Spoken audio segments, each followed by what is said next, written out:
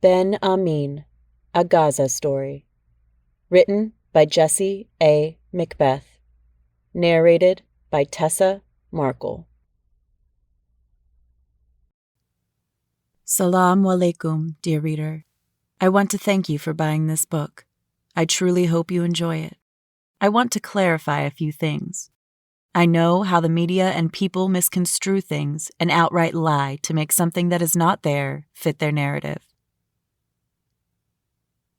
This book is purely a fiction novel.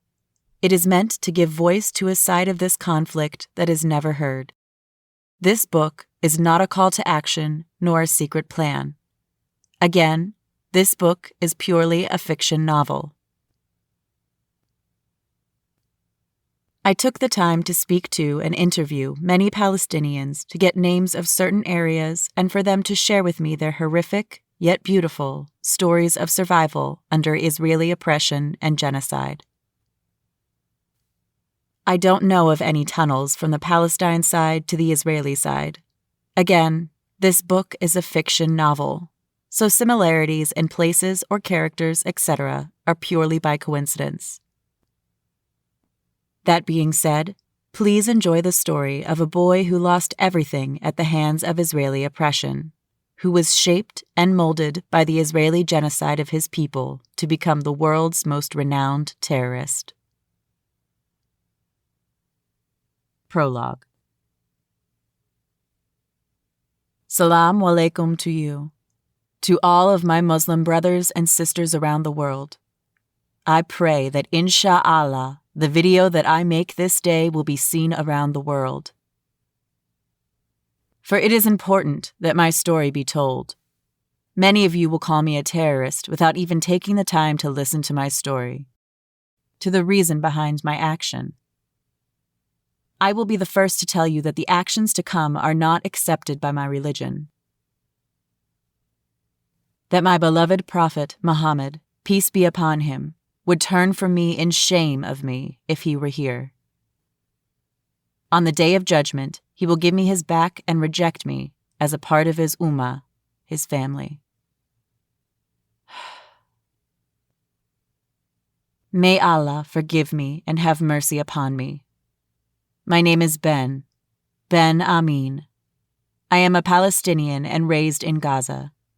Palestine is the most beautiful country. If I could compare any place to Jannah, heaven, then I would say Gaza comes the closest to its beauty. It is for Gaza, for freedom, that I do this.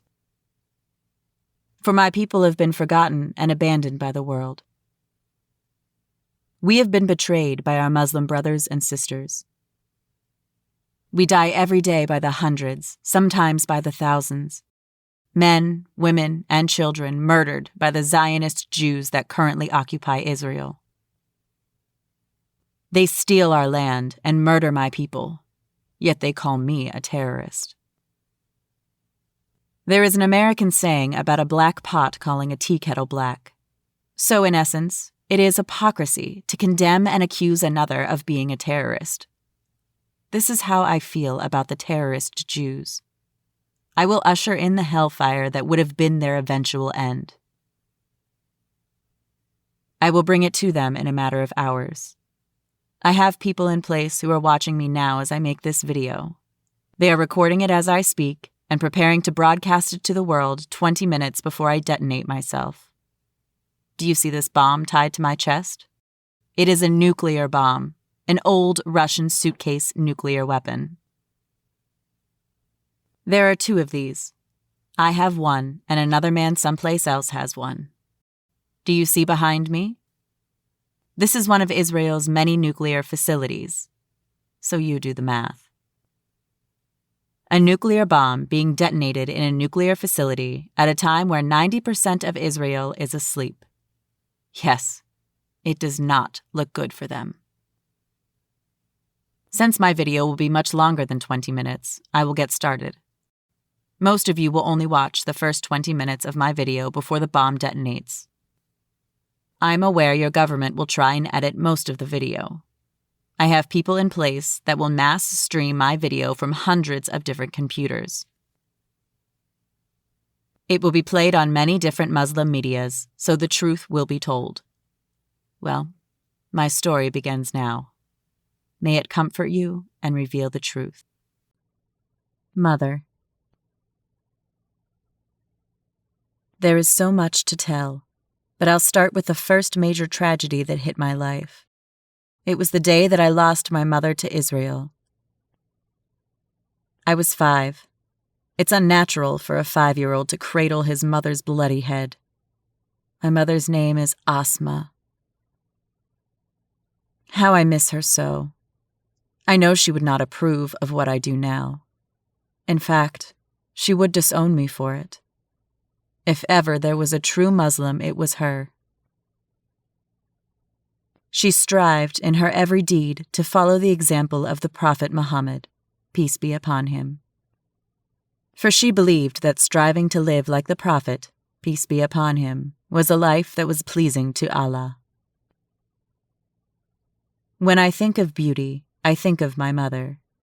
In the dictionary, under the word beautiful, should be her name, Asma. My mother was a nurse, one of the few that we had in Gaza. With her being a nurse, she was a constant target by the Israeli government. They didn't like any Palestinian that made life in Gaza better for the beleaguered and oppressed people in Gaza. I don't remember my father much. I wish I knew more about him. I wish I could remember the way he smiled. I do remember his funeral, though. I remember holding my mother's hand as we wept. My mother would cry, "Ya Allah, oh Ya Allah," over and over again, her voice racked with pain. Though her heart was broken, she still took the time to thank Allah for taking my father and her greatest love from us. I did not understand this until much later, for my mother loved Allah so much she knew that He knew what was best for us. Instead of blaming Him out of anger, she thanked Him for His mercy and begged that my father would be among those who get Jannah, paradise. Pain seemed to break the stillness of every morning, sometimes even before they called the adhan, call to prayer. It seemed every day there were several funerals going on, for everyday people were murdered by Israel. Innocent people, like my father. He, like many, was a victim of Israel. He was a teacher. He had a mission, a goal in life. He believed that all of this fighting meant nothing. The only way to truly free our people and to be free of the Jews was to educate ourselves. He wanted everyone to learn how to read and write so we could tell the world our stories. In his heart, he believed the pen was truly mightier than the sword. Or in our case, the missiles Israel would rain down on us. He wanted the world to know how we lived and died in Gaza, how the Israelis treated us. Because of this, he was a threat, and they launched missiles at the school where he worked. The missiles reduced the school to ash. The bodies of hundreds of children lay burnt and scattered about. Amongst those bodies was my dear father. My beloved mother was strong. She was determined to pick up where he left off. She turned our house into a free clinic. She never asked for payment for her labors from those in need. She only asked for donations if they could afford it. She never turned anybody away. It seemed our house was constantly full of the sick and the wounded, and every morning was the start of another day full of mourning and funerals. I used to ask myself, why did the Israelis hate us so much? What did my father ever do to them? Most of all, why did these Jewish people come here in the first place? My mother, precious Asma, always wanted a daughter. Now that my father was stolen from her, her dream was crushed. She could have remarried, for she was still very beautiful and the best woman Gaza had to offer. But my mother was not the same after my father. There was a hole in her heart that could not be filled. Every time a little girl was brought to my mother to be tended to, her tears would fall, each tear a reminder of her loss. It broke my heart to see my mother pained so. The beautiful kindness in my mother's heart was replaced with hate. She hated Israel. She wanted them dead so badly, I could hear her prayers at night. She would beg Allah to avenge us, to avenge the Muslims in Palestine from its occupiers. She was tired of seeing people burned every day, tired of cleaning the dead bodies of children so they could be wrapped in white sheets and buried. There were so many that we ran out of sheets and eventually just had to bury them without. She had had enough. Everyone reaches a point in life where they can go no further, where they have to choose to sit there and die or stand up and fight.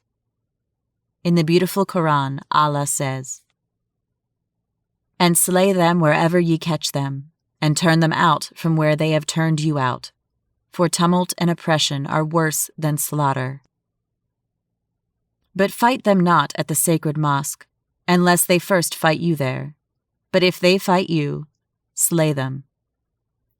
Such is the reward of those who suppress faith." Well, my mother couldn't take it anymore. The straw that finally broke the camel's back for her was when the little girl she used to tend to died from an Israeli bomb. I remember looking into my mother's eyes and not recognizing her, not knowing if this woman who looked like my mother was really her. She reminded me of a man who has suffered so much in life and barely hung on to existence for reasons no one could guess. But when he finally passes, even though we all knew it was going to happen, it is still a shock. Sweet Asma died with that little girl. My beloved mother no longer laughed nor cried. All she did was pray. For a whole week after the little girl was murdered, she did not eat or leave her prayer rug. She just prayed nonstop. When she was finally able to move from her prayer rug, she gave me a look I would never forget. In most people's eyes, you see life. In her, I only saw death.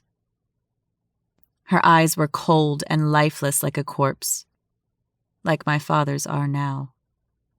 I remember her last days. Forgive me for a moment. This part is troubling for me. When my mother rose from her prayer mat, she grabbed my head firmly in both hands and kissed me on my forehead. It still gives me chills to this day when I think of it. Her kiss was one of goodbye. It spoke words that she no longer had the strength to say. After that day, I scarcely saw her. She would be gone all day and only return very late at night. She no longer slept in her bed.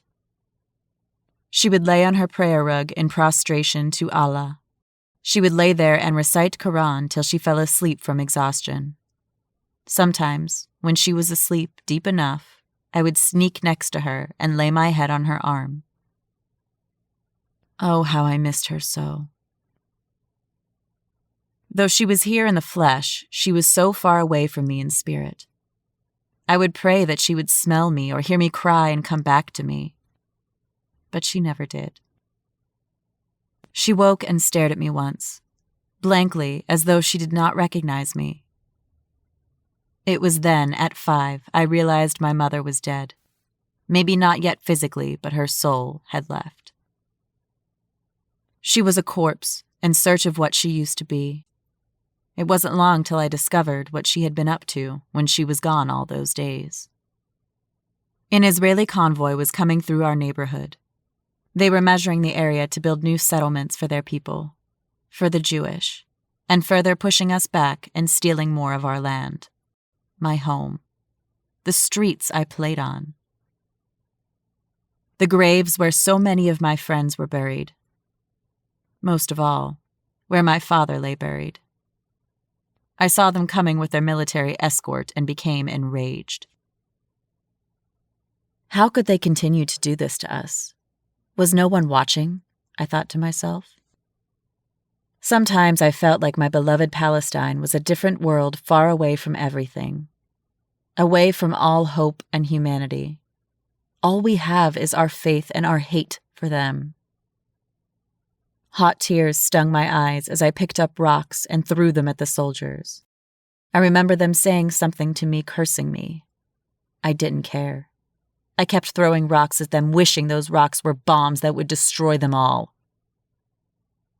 They trained their rifles at me, shouting something in their language at me. But all I could think of was my beloved mother and what was left of her. If they were to kill me that day, I would be in paradise. At the time, I was only 5 years old. Still a baby. A child that was ready to die to destroy my enemies. Destroy the ones that had taken so much from me. They had taken my innocence. I heard my mother scream my name. She ran to me and looked deep into my eyes. "I love you, my dear son. Please, always remember this," she said, and squeezed my hands tightly. She then turned suddenly with her hands raised and walked slowly over to the 20 or so soldiers protecting the diplomats that wanted to destroy our homes. She was saying something to them as she got closer. When she got within a foot of them, she turned to look at me one last time, pain and heartache in her eyes. Then turned back to the soldiers and screamed, "La ilaha illallah Muhammadur Rasulallah. Allahu Akbar." Before I could react, there was a huge explosion that knocked me from my feet. The soldiers and Israeli diplomats lay dead or dying in the streets. My ears rang. I couldn't hear the screams and the cries of my people or the moans of the dying. I looked up and saw my mother's head lying a few feet from me. It was severed from her body and severely burnt. In her cold, dead eyes, I saw peace, something I had never seen in her eyes before. I cradled her head in my arms and wept for my mother, for I knew I was alone now. Everything had been taken from me by Israel. I hated the Israelis so much. Death. That moment has haunted me forever. How can one get over holding their mother's charred head in their hands? If I told you that my life got much easier after that, I would be lying to you. It seems Allah was not finished testing me. My life in this dunya was meant to be filled with pain. For now, I was alone, an orphan. I didn't know what to do, so I sat there and held my mother's head, for it was all I had left of her, all I had left of my parents. My ears still rang from the explosion. My heart still ached from the pain of losing my mother. My body felt like I had fallen from a building. There was blood on me. I wasn't sure whose blood it was. There were so many dead bodies around me, so many people screaming. It was like all of it was far away. My head spun. People ran around confused and unsure. What had just happened? Several Israeli soldiers lay dead. The ones that lived would never be able to be a soldier again. I was so dizzy as I tried to stand. I felt like I was in a tunnel, looking at all of this chaos from the other end. My mother had done this. My sweet Asma. I was destroyed by her loss, but at the same time I was very proud, for she had struck back. She had killed some of the enemies that had been killing us. The Israelis were like roaches.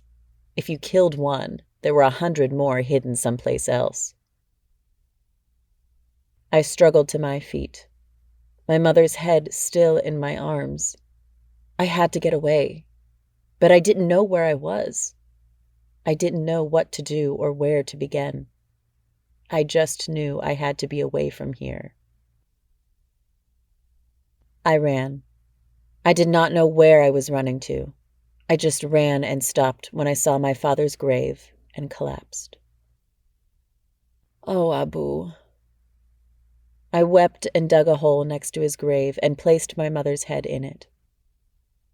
It was only right, for they loved each other so much in life. In death, they can be together again. I wanted to join them. I laid on my father's grave and begged Allah to take me, so I could be with my father and mother again, so we could be a family again. I wanted to hear my father's laughter. I couldn't bear this dunya alone. I knew one thing. If Allah did not take me this night, I would dedicate my life to destroying Israel and redeeming my people's land and homes. I promised myself that no other child would suffer the way I have. I wept. Ya Rabbi, Ya Rabbi, Ya Rabbi, Ya Rabbi. I didn't know how long I slept, but I awoke to rough hands shaking me. My ears still rang, and at first I thought Allah had answered my prayer and I was to join my beloved mother and father. Child, get up, they are coming. They are going to destroy this whole area. We must move, an old man said as he shook me hurriedly. My eyes blinked open, and I saw his old stern face for the first time. His head was bald and glistened brown in the heat. Blood and sweat soaked his clothes. His eyes were hard, like those of a soldier. I knew your mother, boy. Now get up, or I will drag you out of here, the old man growled. My mother, I thought. My head hurt, but I sat up. That's it, boy. We have to go now. The man stood up and pulled me up with him. I saw how your mother died, boy. She is a hero and a martyr, the old man said as he dragged me along behind him. I was still dazed and confused. I was not sure if I was dead or alive, or if this was a dream. We will avenge your mother, boy. I have great plans for you. There was a huge explosion behind me. I could smell blood and fire. My head felt like a knife was going through it. I fell to my knees. The world started to go black. Maybe this was all a dream. I felt like I was floating. Not your time yet, boy. You're a sword given to us by Allah. The old man's voice was the last thing I heard before I blacked out again. A beginning. I awoke to the most beautiful sound in the world. The adhan was being sung, calling all the faithful to prayer. I was in a bed, and my body was washed, my wounds dressed. Fresh water and food was on the table next to me. I was confused. I did not know where I was at. The food smelled so good that I ate it before I realized what I was doing. I did not remember how long it had been since I last ate or had a fresh cup of water. I began to weep and not know why. Are you up, boy? I heard a familiar voice say. I thought the man was just a dream, but here he stood, the old soldier that knew my mother and dragged me away from her grave. You have been asleep for a very long time, Ben, the man said as he sat next to me. He was dressed in military camo, with the crescent moon and star of Islam over his heart. I drank more of the water, and then the man poured me another glass. Don't drink so fast, Ben. It will make you sick, he soothed. I nodded and took a small sip and set the glass down. Forgive me, Ben, for I have been rude. Salam alaikum. I am General Ibrahim of the Mujahideen. I knew your mother. She was one of my soldiers, and now you will be, Ibrahim said. I looked at him confused. My mother was a soldier? This was all new to me. I can train you and help you to become the weapon for Islam that you must be in order to avenge the deaths of your father, your mother, and all of our people that have been murdered by the Israeli terrorists. You just have to let me shape you. General Ibrahim stood. We are about to make Salat Fajr. Please hurry with your food, then make wudu and pray with us. Today will be a long day for you. I watched Ibrahim hurry off to go pray. I did as he asked and followed other brothers, some as young as me, to the mosque. I got in line next to a brother who was only a couple of years older than me. He smiled down at me. I placed my hands across my stomach as the imam started the prayer. "O Allah, guide me and make me a strong weapon for you. Give me the strength to avenge my mother and my father and set the wrongs that have been done against my people right." Little did I know this dua I did after the prayer would be something I prayed 5 times a day, every day. Shortly after the prayer, I found myself following the rest of the boys hurriedly to a huge field. The chill morning air bit into me. There were maybe 20 or so young boys with me, all from various ages. We stood in a straight line side by side and waited. I did not know what was going on. It was not long until General Ibrahim came before us with another rough-looking man who was strongly built. "Salam walaikum, soldiers," General Ibrahim shouted. "Walaikum salam, General," the boys shouted back. General Ibrahim smiled, seemingly pleased.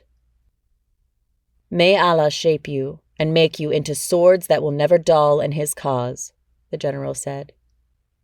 "Amin," the boys echoed back. With that, he stepped forward to within inches of us. "Today will be the first day of training for many of you. Although we may all come from different lands and have different pasts, we are brothers. Look to the man next to you." The general waited till we did so. "These men next to you will be closer to you than your own hearts. You will live, fight, and die for these men, and they will do the same for you have a bond that is stronger than blood. You are bound by Islam, by the will of Allah." The general stopped and looked at us. His hard, cold eyes seemed to pierce us. "The training will not be easy, but neither is life.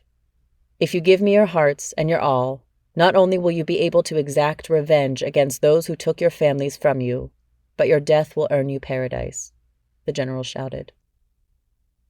"Allahu Akbar," the boys shouted over and over again. I could not help but shout with them. It felt good to channel my anger, my hate into something. It made the pain bearable.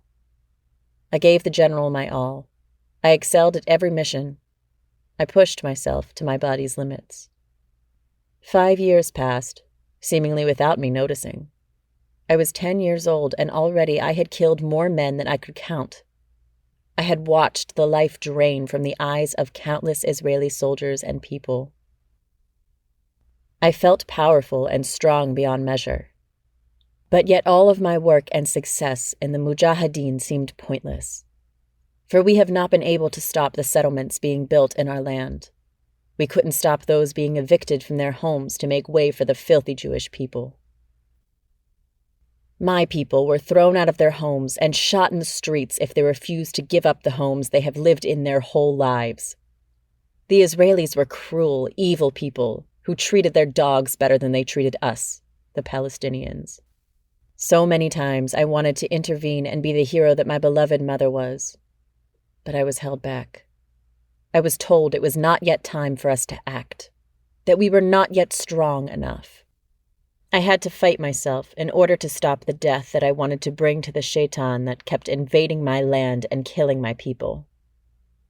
I would be so infuriated that I would weep on my prayer rug, crying to Allah to free my people from this hell. I was soon promoted to squad leader. It was during this time that I first saw her. She was maybe a year or so older than me. I have never been interested in the opposite sex, for my life was dedicated to the general and his mission to serve Allah and protect our people. So my mind had no time to wander from anything else. But I could not take my eyes from her. I felt that Allah had made me for her and her for me, as if our souls were crafted from the same astral fabric and I was not complete until she was in my arms. I felt strange, and I did not understand these feelings.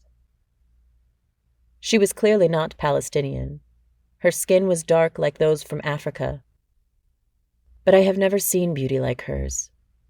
Her flesh was black as a starless night, but flawless like a placid lake, eyes a dark brown that rivaled the beauty of autumn. I thought maybe I was in a dream, and she was an angel here to give the general a message from Allah. I did not discover her name till months later. Her name was like water touching dried, cracked lips for the first time in years. It was a balm to a burned soul. Her name was Madiha, which meant praiseworthy. Truly she was.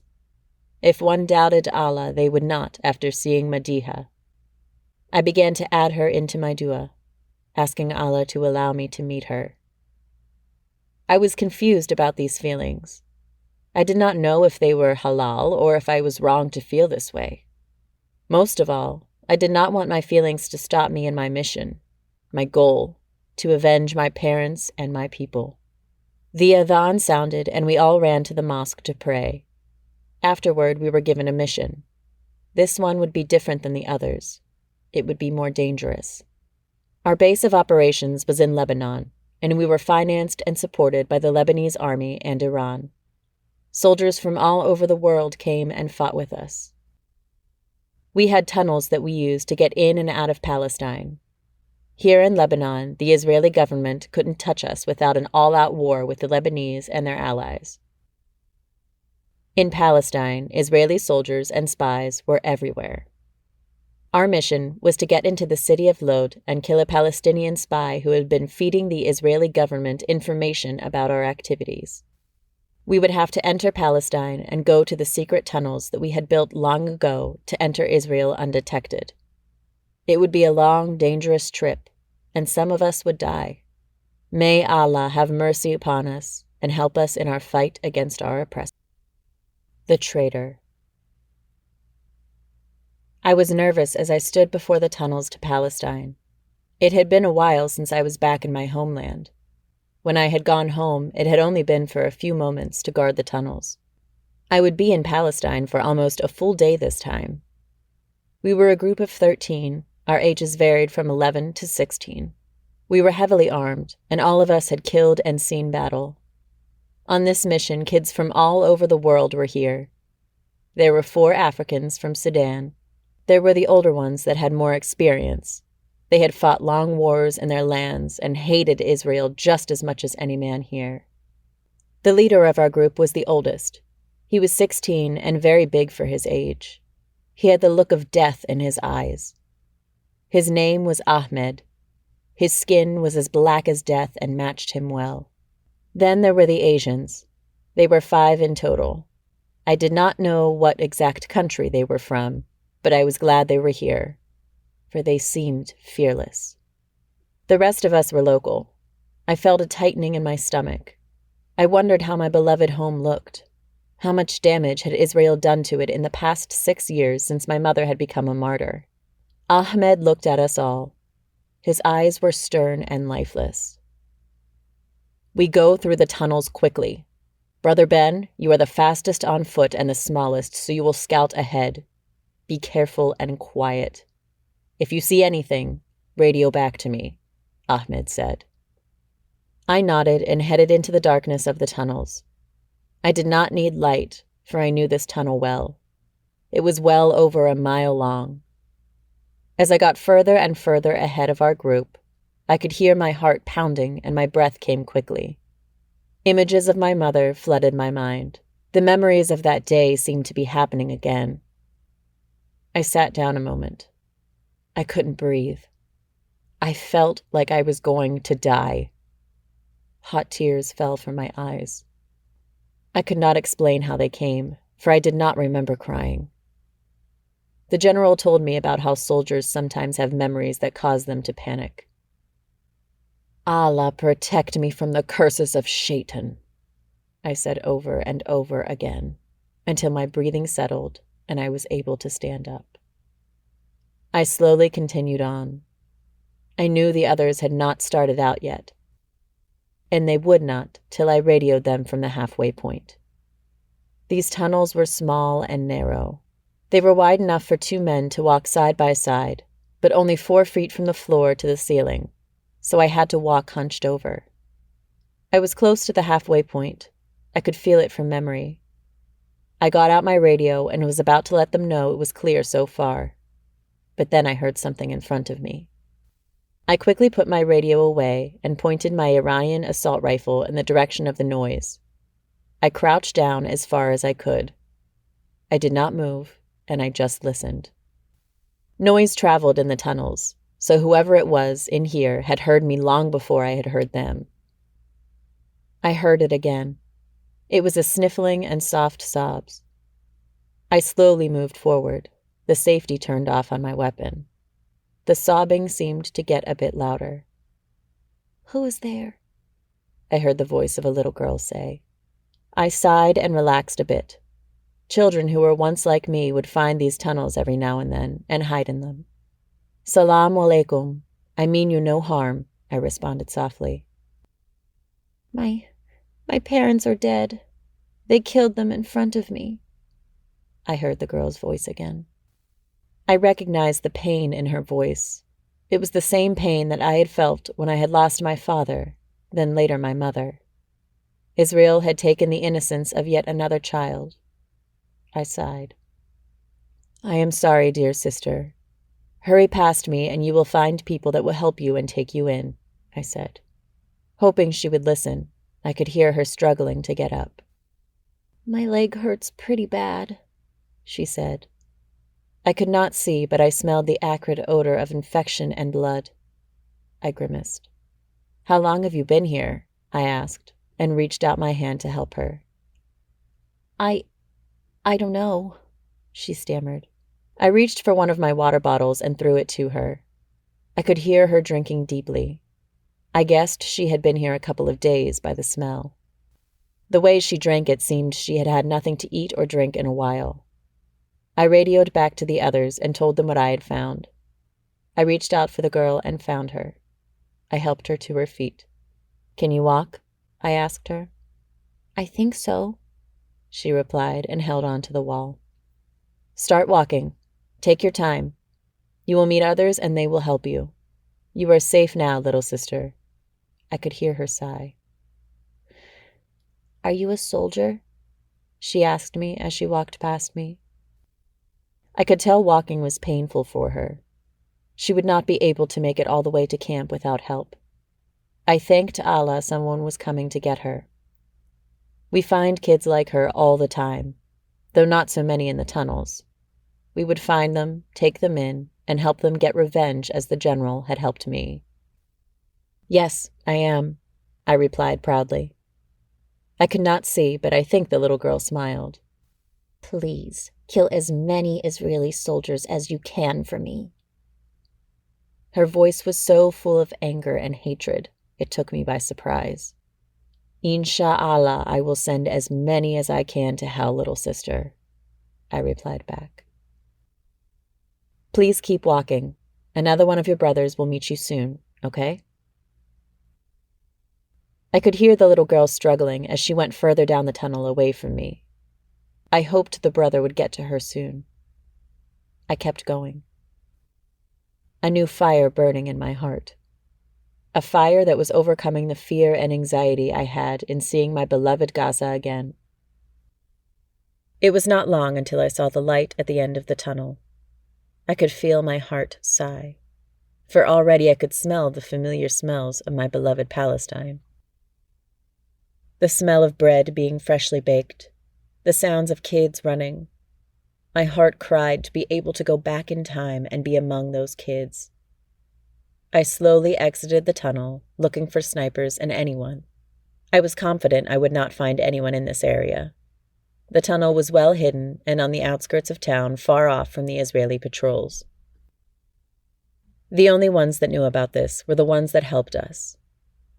I looked up at the sky and saw the sun starting to set in the sky. The curfew will be in place soon. I radioed the others, it was clear. By now they were already halfway through the tunnel. I was supposed to meet a brother here that would take us to one of our safe houses.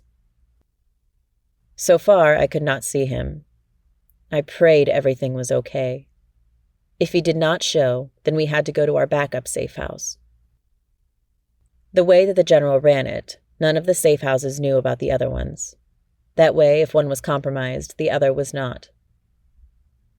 I started to get nervous. I had been on the Gaza side of the tunnel for nearly 20 minutes, and still no sign of the brother from the safe house. Brother Ahmed emerged from the tunnel, followed by the others. He looked at me, his eyes thinking the same thing I was. Brother Ahmed was a strong and experienced leader. He waited for everyone to get out of the tunnel and for the sun to set. Something has gone wrong, so we must make our way to the backup safe house. Take a moment and make sure the safety is off on your weapons. We are now in a hostile zone, Ahmed said, then signaled for me to scout ahead. Only Ahmed and I knew where the safe houses we were assigned to were. I left the group behind and quickly crawled through the rubble and ruins of this part of Gaza. The sun had set, so we had darkness on our side. I had a feeling in my gut something was wrong. We knew there was a traitor, and thus we were sent to kill him in Israel. What exactly the traitor knew was not known to any of us. Could the traitor have compromised the safe house?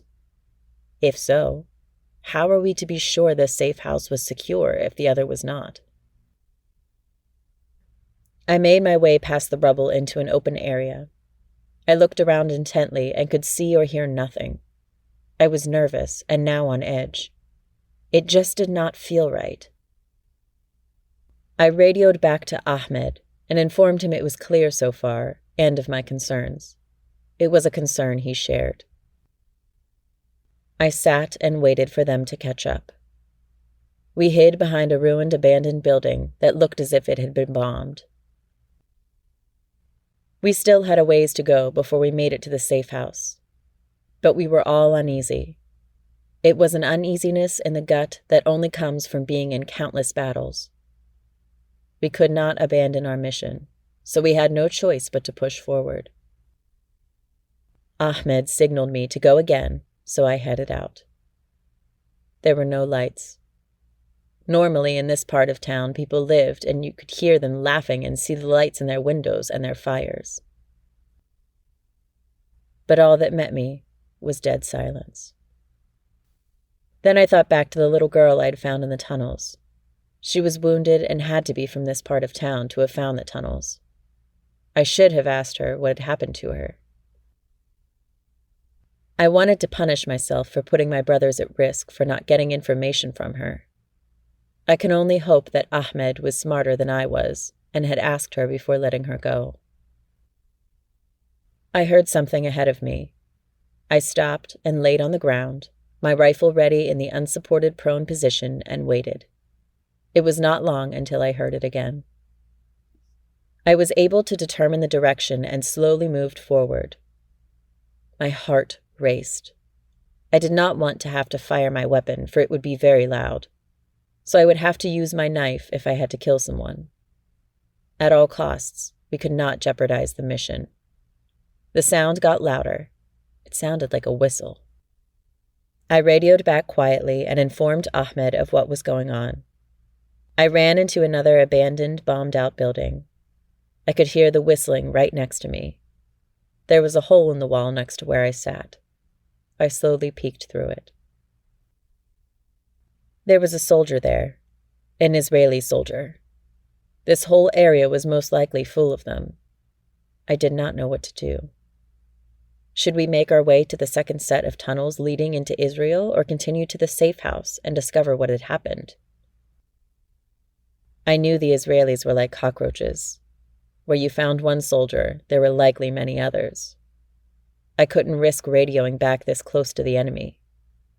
I had to decide what to do. I could kill him, or wound him, and hold him for information.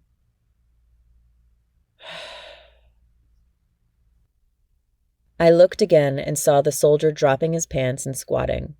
He was vulnerable, and the spot he was in seemed to be far away from his patrol. He had placed his weapon up against the wall a couple of feet from him. I could not see, but I guessed he would have a sidearm. I didn't have long to make a decision. I pulled my knife from its sheath. It was old and rusted, but very sharp. I climbed the wall and stood maybe 10 feet above him and jumped, I had my rifle in one hand and the knife in the other. He was still oblivious that I was falling upon him. I aimed my rifle butt for his head and struck him with it. A loud thud could be heard, and the soldier slumped over and fell face first in the dirt. I quickly put my blade to his throat in case he was not unconscious and waited. I wanted to kill him. I wanted to rid Palestine of this cockroach. I fought down my hate and radioed Ahmed. I took some rope from my backpack and tied him up and gagged him with some cloth ripped from his uniform. I did not have to wait long for Brother Ahmed and the others to catch up. My brothers laughed softly when they saw the Israeli soldier knocked out and tied up, his butt exposed, with his own shit on him. I was still worried. How long would it be before his people noticed his absence? Brother Ahmed and the others dragged him into a building and slapped him several times till his eyes fluttered open. The look of terror on this Israeli filth's face when he looked upon Ahmed and the knife upon his throat made me smile. "Salam, Shaitan," Brother Ahmed greeted the Israeli soldier. The soldier did not respond. "I will only ask once, then I will kill you if you don't answer me," Ahmed calmly told the Israeli, and to prove his point, he gently ran his knife across the soldier's bare neck, drawing blood. The soldier screamed in his gag. One of the Asian brothers hit him in the head to shut him up. I grabbed the soldier's radio and turned it up, hoping I could gather some information on the Israeli movements. Either way, his radio would be a useful tool to the general. Ahmed loosened the gag. "What is going on? Why are you here?" The soldier looked at us, surprised that we did not know. We had orders to invade Gaza," the soldier said. My heart pounded. If they were invading Gaza, then there would be thousands of them here, and there would be no way for us to make it to the other tunnels. I looked at Ahmed.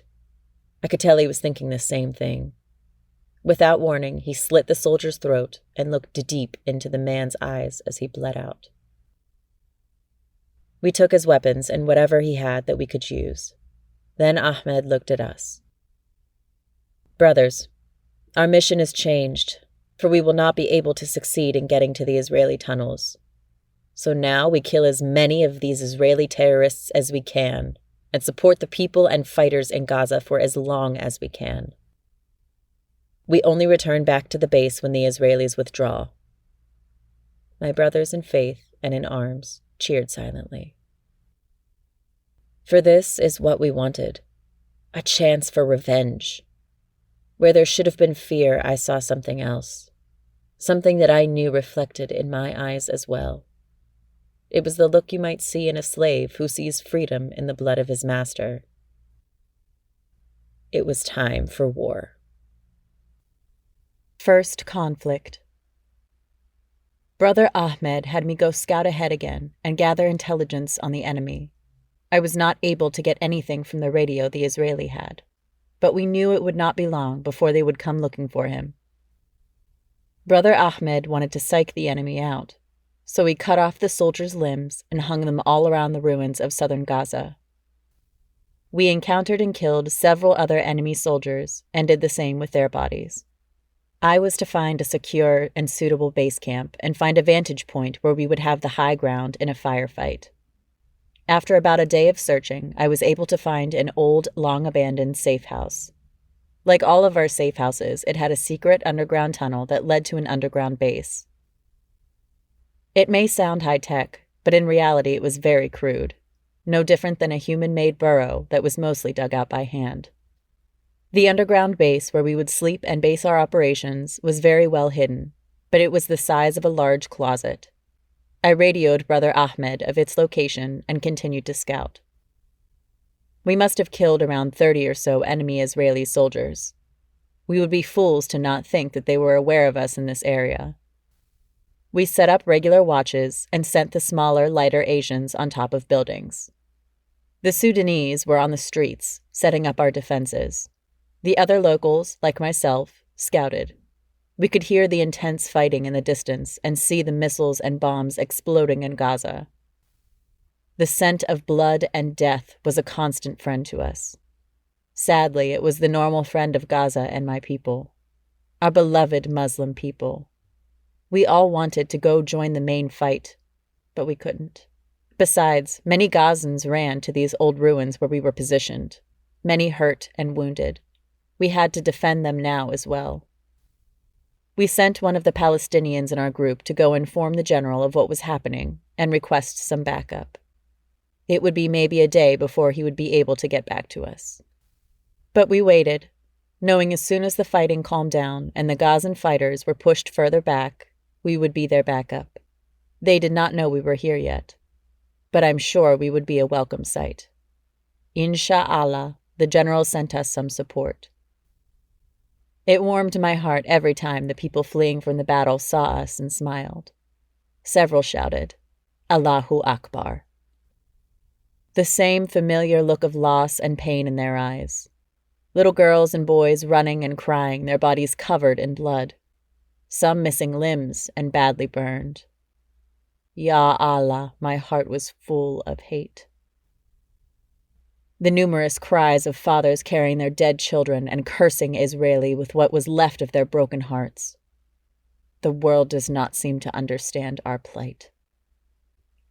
They sit in comfort from their fancy houses far away from the reality of our lives and watch what Israel wants them to see of the conflict, then wonder why our Palestinian hearts are filled with rage and hate. I saw a wounded soldier running this way with a few others. Salaam alaikum, ahi, I shouted at them. At first they did not hear, so I shouted it again and waved my hands. They saw my rifle and the uniform in which I was dressed and ran to me. The look of relief on their faces when they knew fresh soldiers were here and that they were not alone. There were 4 of them, all grown men, and by their looks, they were from Gaza. Salaam alaikum, Habibi. Their leader greeted me with a weak embrace and tears in his eyes. His face was caked with blood. The tears that fell fought to carve a path through it. He was from the local Palestinian army. They knew of us, and we spoke in code words to identify each other. I looked at him. General Ibrahim? The soldier smiled and replied. One Palestine free forever, I radioed back to Brother Ahmed and instructed them where to find our squad commander. Habibi, they were chasing us. They are not far behind. May Allah watch over you, the soldier warned as he left to find Brother Ahmed. By now, the people that fled the main assault were vast in number and crowded these once abandoned ruins. Ahmed sent 2 of the Sudanese to back me up, instructing us to bait them back to our position where we had been set up for days now. We had gotten word back from General Ibrahim. He had sent us 10 Iranian Revolutionary Guard to lead us in this battle and get us back home. This was not the time to reveal ourselves and wage the Great War. We were to inflict as much damage on them as we could and retreat when it was safe back to our base and destroy the tunnel we used to get into Palestine. I did not understand why we could not fight back now. Our army was huge and well supplied by other governments. But it was not my place to question our general, the man who had saved me and made me the weapon for justice and Allah that I am now. My thinking was interrupted. Suddenly, things got silent. The dust settled, and things seemed to move slowly. Then, as if they came from the earth, hundreds of Israeli soldiers marched in our direction. Thank Allah they did not bring tanks. They were maybe 300 yards back. I radioed Brother Ahmed, but it was not him that answered me back. The Iranians had taken over command. Instruct the Sudanese to place the landmines now and start to pull back our position, the Iranian Revolutionary Guard instructed. I did as he commanded. Before we could start to pull back, several of our brothers appeared and fired RPGs into the marching Israelis. They were taken by surprise, and silence was broken by screams and the wails of the dying. The number of Israeli dead was beyond what I had time to count. We ran back, weapon fire following us. The landmines placed. We stopped every 3 to 5 seconds to hit the ground, turn around, and fire at the scattered but advancing Israeli soldiers. I heard several more huge explosions and turned to see several Israelis were hit by the landmines. They stopped their advance now, afraid. My fellow Mujahid took advantage of this and fired several more RPGs into them, decimating their whole front line. The Israelis were wholly unprepared for such a ferocious attack. They, like many, wrote us off as no more than peasants with guns, a mistake they will no doubt make again. We shouted, "Allahu Akbar," as we retreated closer to our line. The chants of hundreds of Muslims who had become refugees in our own lands filled the hearts of the terrorist invaders with fear. Though this battle was far from over, we struck a blow that would give us a moment's pause to regroup and plan our next attack. We were no fools. Israel's terrorist army was well supplied and well trained. They would hit us back here, and they would do it hard. Israel hits back. "Salam alaikum, dear brothers," the Iranian said. They were the Shia Muslims. Their view on Islam were different than my Sunni views. But this was a war against Muslims worldwide, and we were on the front lines. The only thing that mattered now was that we were Muslim and willing to die to defend our people. We did not care much about defending the religion. We knew that Allah was more than capable of defending himself. But we have a responsibility to defend our brothers and sisters that are oppressed. If we can free Palestine and give it back to its rightful owners, that will be a start. Though most of you may be in the body of a child, you are men. You have fought more battles than most grown soldiers have. I respect you as men and my brothers in Islam. The Iranian Revolutionary Guard paused a moment. We all know Israel is going to strike us back hard. We dealt them a very deadly blow early, and I must congratulate you on this. Allah is truly kind. The Iranian was interrupted by chants of Allahu Akbar. He raised his hands for silence. Many of us will be judged in our graves today. This is something that will come for us all. I envy those who come to their judgment as martyrs. Those who died for Islam, fighting for the cause of Allah and to defend and free our Muslim Ummah from the terrorism of Israel and the West. The Iranian paused again. There were 23 of us now, including the Iranians. We were hoping more soldiers would come in from the main battle. It saddened my heart to think of what may have happened to them. At least they are at peace now. Insha'Allah, they get the reward they deserve. We have a large number of civilians here whose homes have been destroyed by the terrorists in Israel. We must protect them. They are not soldiers like us. They are women, children, and old men. The 5 of you that are most wounded, your job will be to get the civilians and get them out of here. If you run into the Israeli military, don't fight them. Act like you are fleeing and pray those evil dogs don't shoot and kill you all, the Iranian said. It was clear who the wounded were. It was the few that came to us from the main battle. They were what was left of the Palestinian army. They quickly got up, hid their weapons in their clothes, and went to carry out their task. The rest of you are to inflict as much damage as we can and endure the Israeli attack. The tone was solemn. We knew most, if not all of us, would die. There was no reality where we were able to defeat the Israeli military with just the 18 of us that were left. The Iranian looked to Brother Ahmed. Have one of your people destroy the tunnel you came here in. Brother Ahmed nodded and sent one of the Asian brothers to the task. The rest of you get into position and set up. We are to defend this area and continue to bait them back. With that, the Iranian waved for us to go. We got up quickly and got our assignments and headed to them. We knew they would most likely use airstrikes, so we had built bunkers all over this part of Israel that we divided ourselves up and went to. I had one of the Sudanese brothers with me. I thank Allah for that. He was big and strong and knew what he was doing. Since I was the scout, I was assigned a position way ahead of the rest of us. I was to alert them of when the enemy was coming, and the Sudanese brother placed the landmines and IEDs to destroy or slow down their vehicles. Israel was not gentle in its response and attacks. From what we know of their military, they are not suited for a long war, only quick, heavy attacks.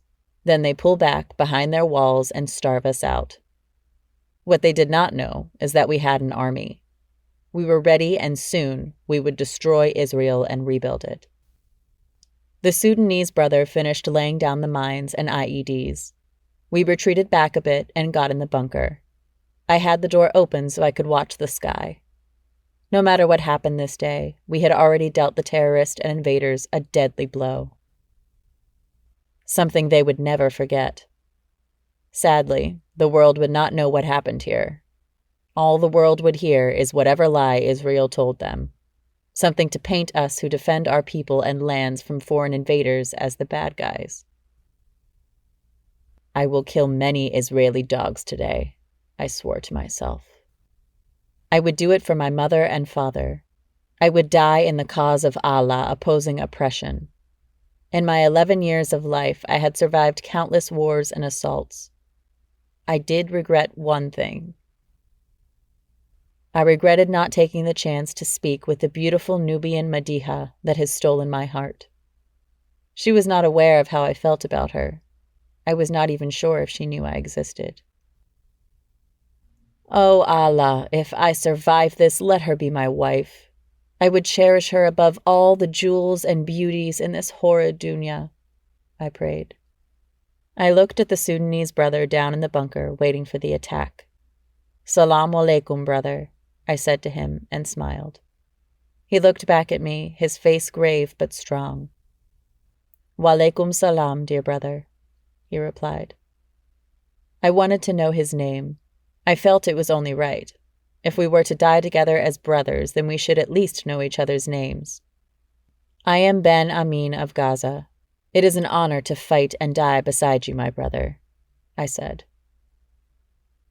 The Sudanese looked back at me with his eyes sad. I am Sahid of Khartoum, Sudan. May Allah guide your steps, brother, he replied and squeezed my shoulder. Amin, I replied.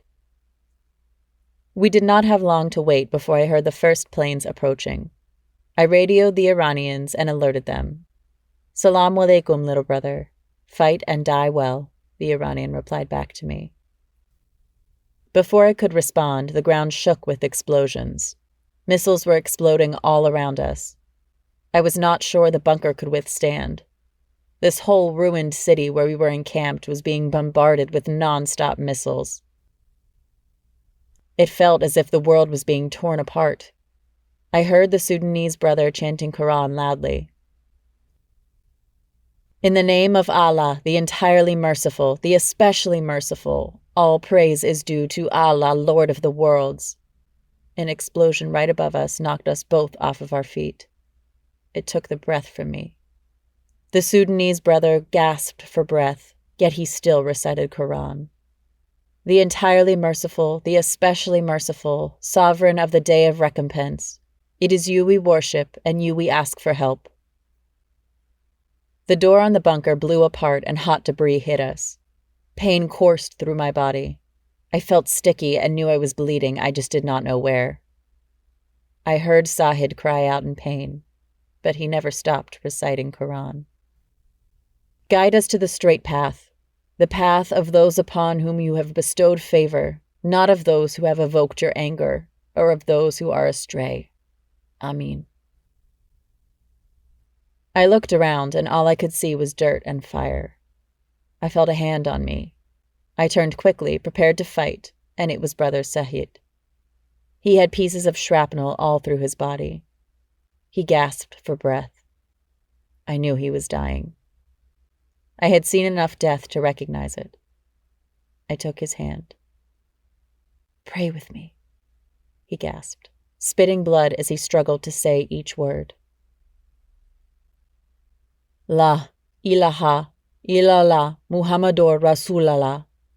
he gasped out, declaring his faith in Islam and Allah.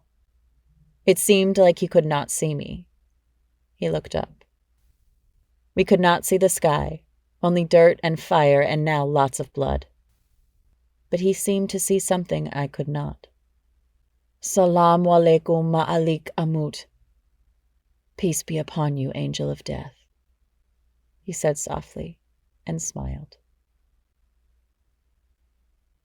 I kept reciting Quran Shura Yasin. By the time I was finished, Brother Sahid was gone. He was being judged in the grave. May Allah have mercy upon you and find you worthy in your first judgment, my brother, I whispered to him and closed his eyes. I gave him my final salam and waited for the airstrikes to stop, praying no more missiles would hit close to me and Brother Sahid. I waited for what seemed hours. My body ached and I knew I was wounded. I was able to find my weapon and Brother Sahid's. I took them both. I placed a copy of the Quran I carried in my pocket with me everywhere I went on Brother Sahid's chest and dug my way out of the bunker. The land was destroyed all around me. The ruins were now nothing but rubble. The fighting was not yet done. I still heard lots of weapon fire. The stench of death was everywhere. I wondered how many times the angel of death would stand before me today and ask Allah, "Is it his time, O Lord?" The thought of it made me shudder. I took a big, painful breath of air and started off towards the weapon fire. I saw a lot of Israeli bodies everywhere and some of their vehicles destroyed. I smiled. Brother Sahid's mines took many with him. Allahu Akbar, I whispered. Each step was painful. I headed towards the sound of gunfire and was careful to keep to the shadows. It was dark out. I must have been in the bunker a lot longer than I had thought. It was not pitch dark. Bombs and weapon fire lit up the night, so it was not difficult for me to find my way. I was not sure what side of the enemy lines I was on, but I figured the Israelis had advanced and pushed us back. So I advanced slowly and carefully. I held in my pain and ground my teeth so I would not cry out. I walked for what seemed like hours until I saw them. I was indeed behind the Israelis. There were maybe 30 of them here, and they had what was left of my brothers cornered. I had to do something. I had to find some way to give them a chance to get away. I looked around and could see nothing that would help me, so I did the only thing I could. I pointed my rifle at the enemy and held down the trigger. I moved back and forth, hoping to hit as many of them as I could. It all seemed to happen in slow motion, as if I were someplace else watching some kid kill these Israelis. Many of my bullets found their mark. I watched as they fell, startled, and turned to engage me. When my rifle was empty, I used Brother Sahid's. All the while I thought of my mother. I remembered her touch upon my face and the look in her eyes before she died. I don't know how many of the enemies I had hit or killed. I just prayed I bought my brothers time to get away. I felt something hot in my chest. My breath was knocked from me. I looked around and I was on my back. I don't remember falling. I couldn't breathe. My chest felt like it was on fire. I heard screams and gunfire all around. Was I dying? Is this what it felt like to die? Oh, Allah, please find me worthy of you and forgive me for my sins, I started to pray. I was looking up like Brother Sahid did, hoping I would see what he saw. I wanted to see what made him smile so as he died, but I saw nothing. Then I felt something sting my face. I blinked and saw Brother Ahmed kneeling beside me, smiling. You are a true mujahid, young brother, he said, and picked me up. All that was left was him and 3 of the Iranians. He ran with me following the Iranians. I was not sure what was going on. I kept going in and out of consciousness. I tried to ask, but one of the Iranians hushed me. We stopped, and I was placed on the ground. The ground did not feel right. It was soft and moist and smelled horrible. I turned my head and looked into the eyes of a little girl who stared lifelessly back at me. I was in a mass grave. Thousands of bodies were in here. This was one of many such places that the Israelis had. They covered up the bulk of their atrocities so they could continue to play the good guy and act the victim. I wanted to scream, but my chest burned so badly that each breath was a struggle. I watched Brother Ahmed and the Iranians drag some bodies over me. Be still, my brother, and insha'Allah we may survive this. Ahmed's voice sounded as if he spoke from very far away. His voice was the last thing I heard before I was greeted by darkness. The way back. I awoke to a foul stench that made me gag. I found it hard to breathe. Each breath was like fire in my chest. I was confused and lost. Was I dead? I looked around and all I could see was darkness. I was beneath something heavy, beneath several heavy things. I was soaked in something foul. It took a moment for me to remember what had happened. When it all came back, I wanted to scream. I was in a mass grave left for dead. There had to be thousands of bodies here. I could not begin to guess how many I was buried under. I wondered what had happened to Brother Ahmed and the Iranian. I knew they would not have left me unless they were dead or thought I was dead. My chest hurt badly. Thank Allah, the bleeding had stopped.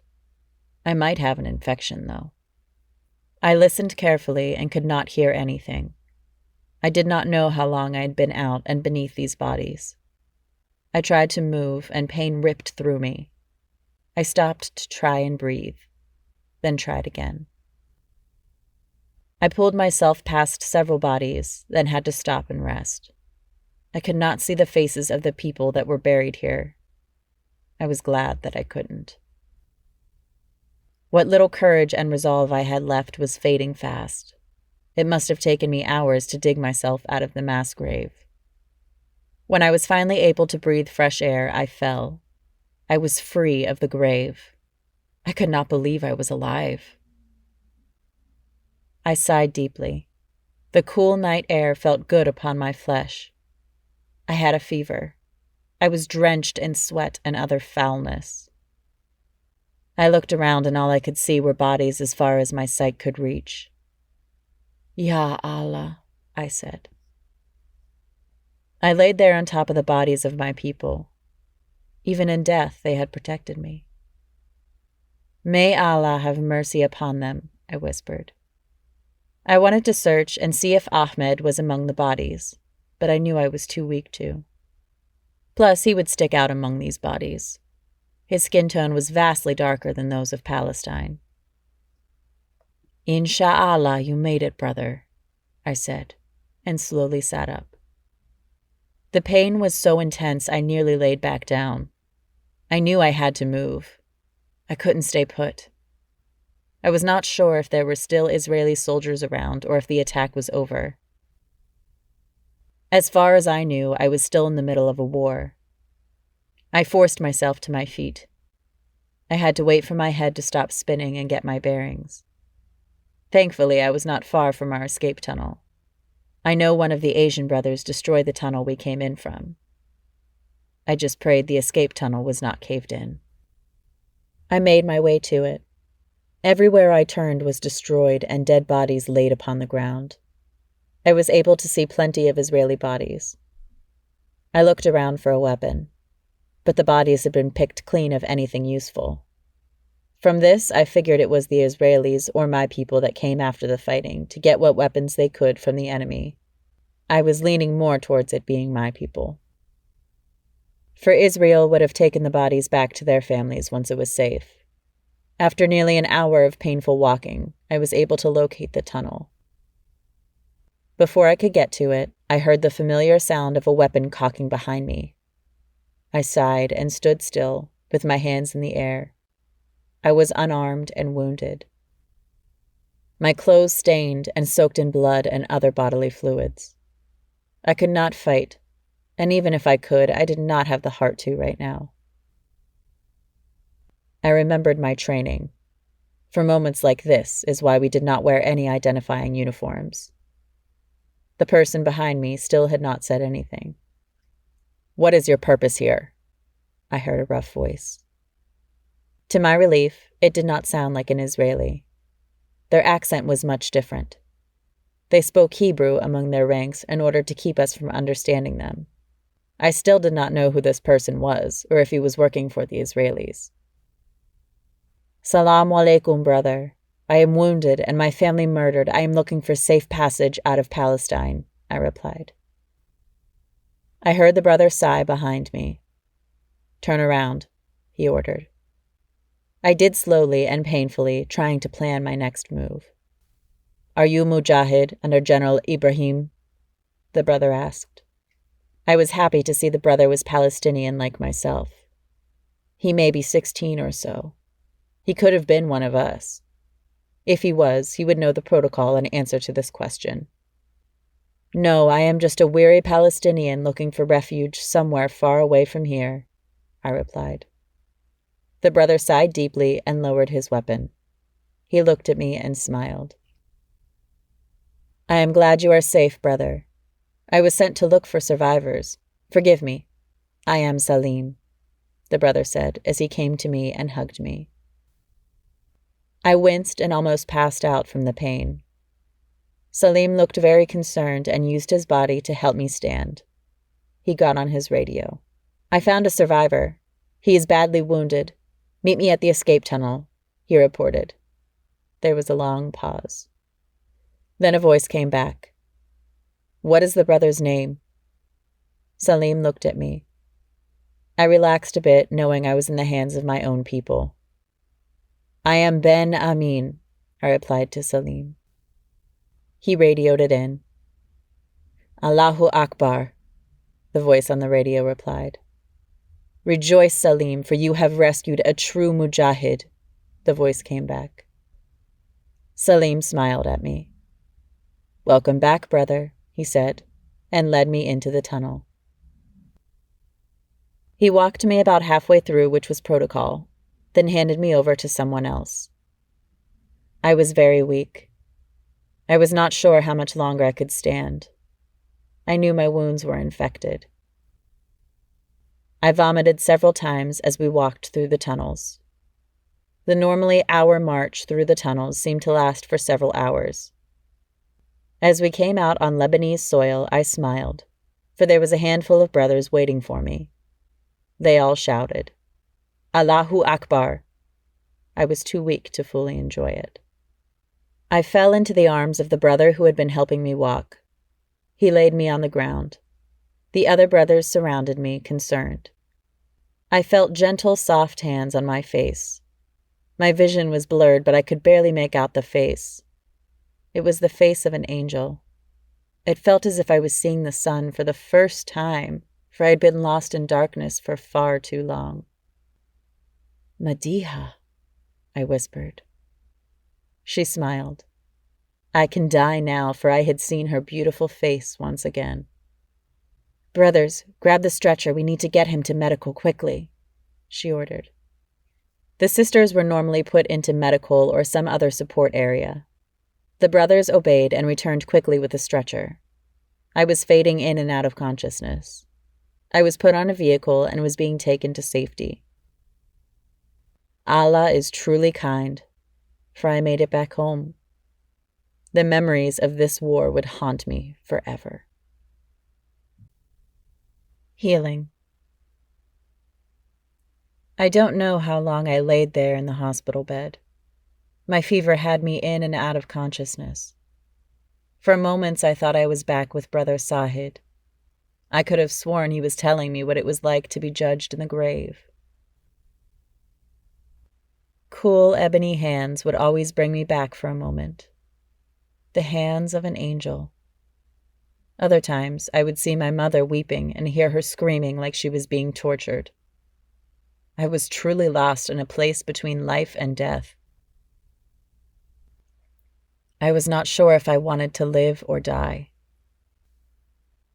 This dunya was nothing but pain and death. But Allah must truly love me, for He said He will test those He loves the most. My few years upon this earth have been hell. I remember opening my eyes. I don't remember if it was day or night. It was when my fever had finally broken. I lay soaked to the bone in sweat and feeling dizzy. I was freezing. My old clothes had been removed from me. My body had been washed and a fresh hospital gown placed on me. I looked around. There were several beds by me. They had other brothers in them. I wondered if they were mujahid like me. I saw a chair beside my bed, and someone was sitting in it, asleep. I wondered who it was, for all my family had been taken from me. I had no one but Allah and His warriors. It was a woman. I could tell by the hijab she was wearing. Maybe she was the nurse. Allahu Akbar, Allah has seen fit to send you back to us, dear brother, I heard a familiar voice say. I turned to see who it was and smiled.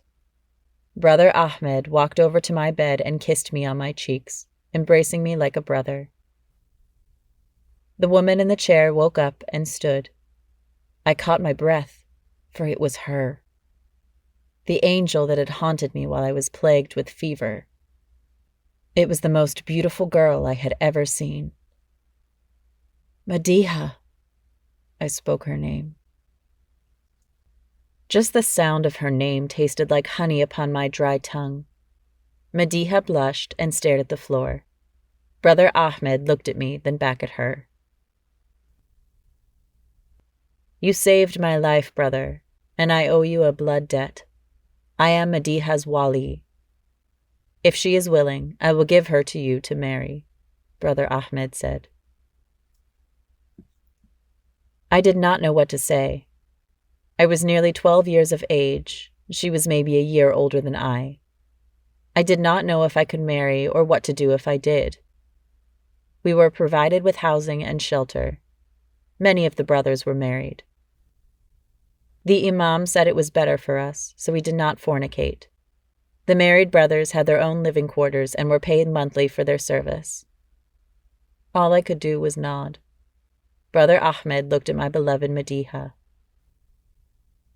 Are you okay with this, sister? He asked her.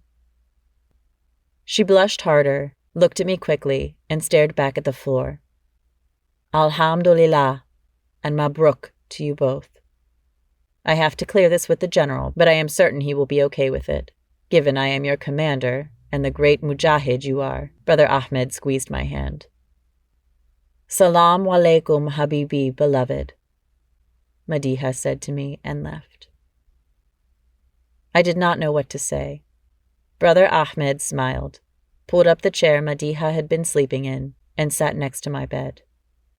Madiha went to get the doctor. You will be cleaned and given fresh clothes, Ahmed said. I had many questions. Why was I left for dead in that mass grave? What had happened, and how long had I been out? Brother Ahmed seemed to read my mind. I know you have questions, my brother, so I will try and answer what I can. It's the least I can do for you. I nodded. I looked at my hands that were a bit shaky. I did not feel well at all. I had an IV in my arm. How long have I been out? I asked. My throat was dry and it hurt to talk. Brother Ahmed noticed this and grabbed me some water. I sipped it slowly. It felt good as it wet my dry throat. You have been asleep for nearly 2 weeks, brother. Your fever was bad and you were shot in your chest. I looked at my body. I had several bandages.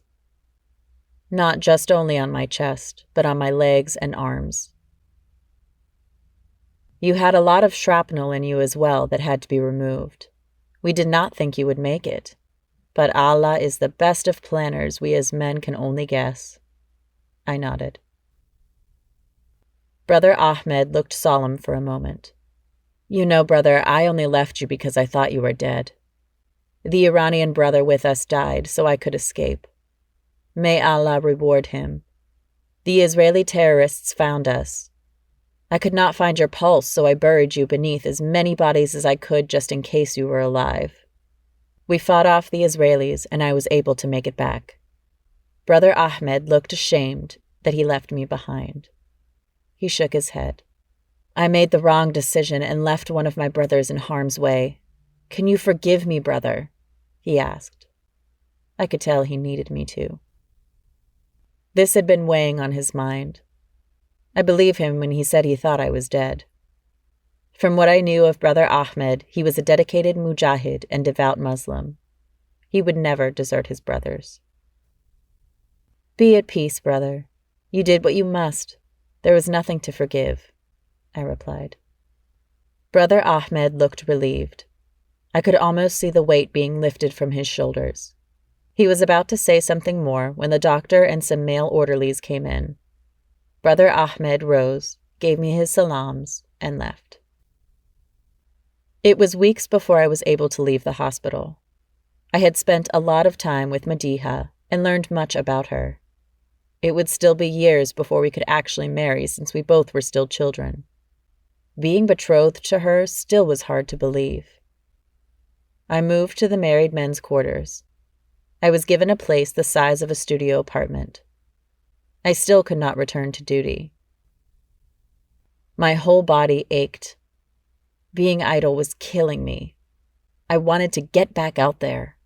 I wanted to kill the Israelis. But for some reason, the general was not authorizing me to go back in the field. I did not understand, but I trusted the general. I spent most of my time over the next year training new mujahid and spending time with Madiha. Oh, Allah, she was beautiful. We prayed together and spent hours talking. I learned so much about her. She told me she was not a virgin. She was raped by slavers and taken from her family. She wept often, for she missed her father. Her story was not unlike my own. Her mother died long ago from a sickness she did not know the name of. Her father was a hunter who spent most of his time taking white tourists to hunt. He would return late at night almost every night with a fresh kill. He would spend the rest of the night hours skinning and cleaning the animal so they could eat it later. Then, as the first rays of light pierced the dark African skies, he would wash up and call the adhan. I wiped fresh, hot tears from her eyes as she stared out, lost in her memory. I wondered if she saw her father's face as clear as if he were before her, or if time, in its cruelness, had begun to make her memories fade and distort. I wanted to embrace her and love away all of her pain, but I could not. I knew I could not stay idle for long. I had to get back in the field. Sitting here with her was like torture. I fought a jihad with my heart every time I saw her. Every time I sat next to her. These feelings were new to me, and I was scared. For now I had something to lose. I had something in this dunya that I loved. These feelings did not make sense to me. The only time things were clear was when I was at war, when I was lost in the heat of the battle. I did not know how much more I could take.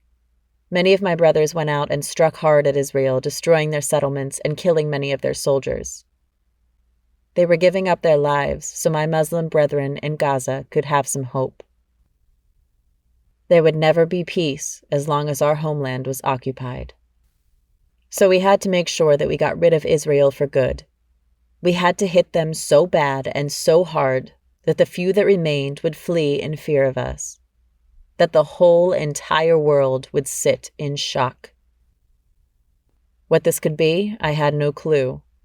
It was not up to me to plan. I was just a soldier. Newcomers. Over the next couple of years, many new soldiers were walking around our base. Most of them were not kids. They were mujahid from all over the world.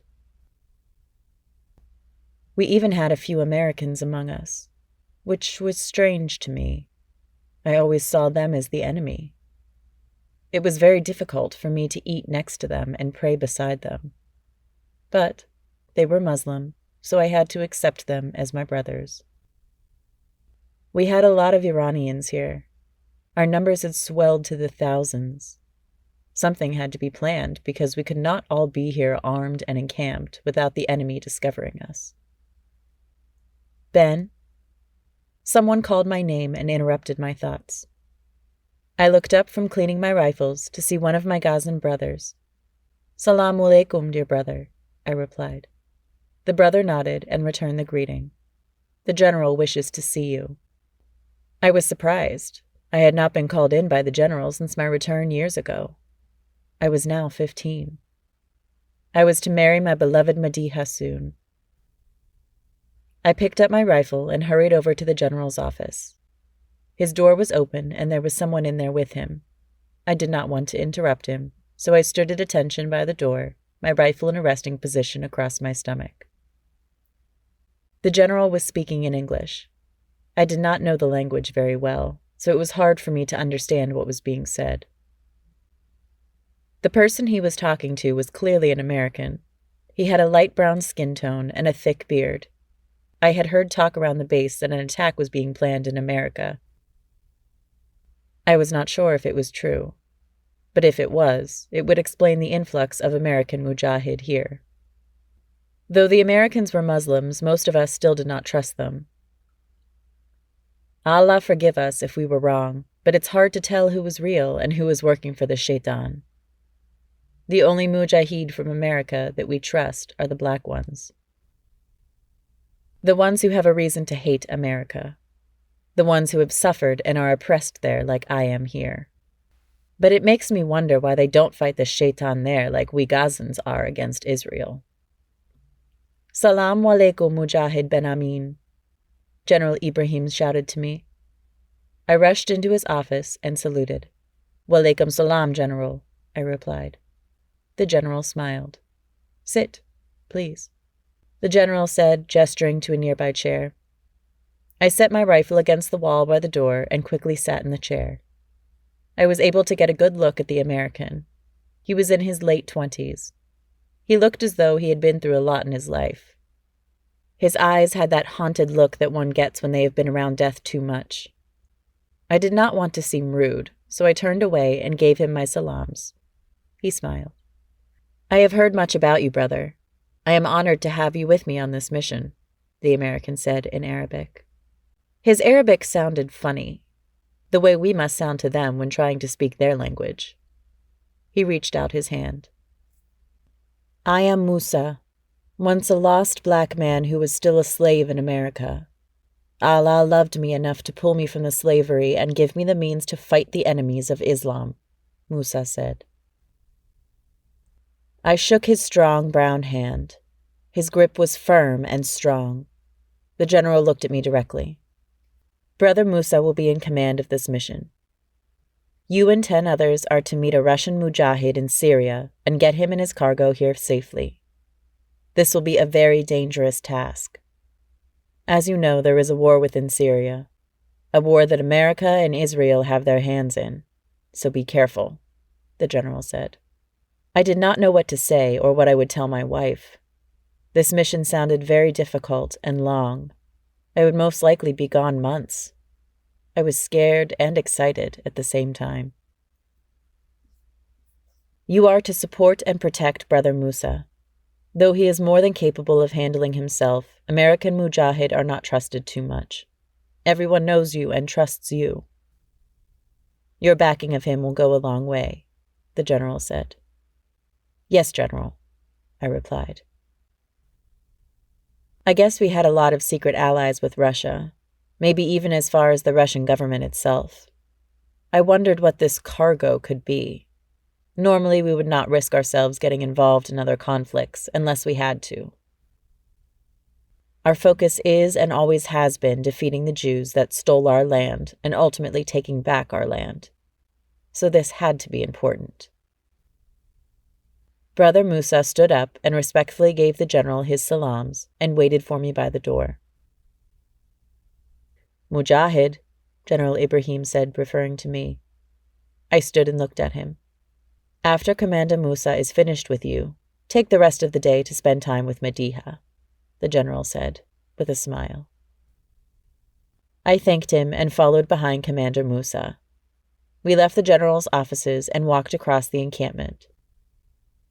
Mujahid stared at Commander Musa like he was a stranger, an outsider here among us. His skin tone was slightly darker than today's Egyptian brothers. He could pass as a brother from Africa somewhere. I am not sure what it was, but something about him spoke loudly that he was an American. As I followed him, I heard the silent announcement that just his mere presence shouted to everyone. Many saw me walking behind him and nodded. I did not know I had such influence among the people. Most of us here were from Gaza, so we naturally trusted each other, for our stories were all the same. Commander Musa did not say anything.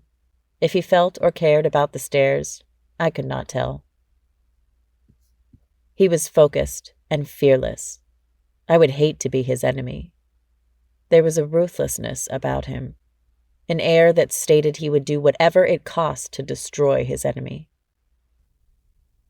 I had been around war and warriors long enough to know who was real. We stopped suddenly at a tent.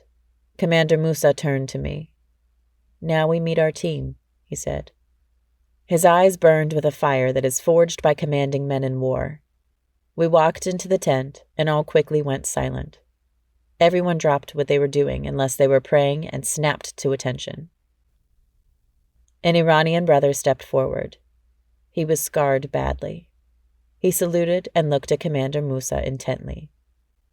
"I am Captain Farouk, sir, formerly of the elite Revolutionary Guard." His voice deep. Everyone saluted after him.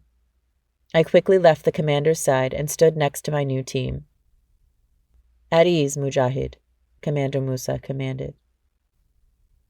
Everyone relaxed slightly, but still stood rigid and stared intently at the commander. "I am Musa, your new commander. Just to get it out there, I am American. I don't care about how you feel about Americans. A man's place of birth does not define them. So the same struggles that many of you go through and are here to fight against, I have been through. I hate America and all it stands for. I hate what it has done to my race and continues to do to my race." "I want to hear nothing about it," Commander Musa said forcefully. "No one questions you or your loyalty, sir," Captain Farouk said. "We have heard much about you, and we are honored that you will lead us against our enemies. Insha'Allah leads us to the gates of Jannah."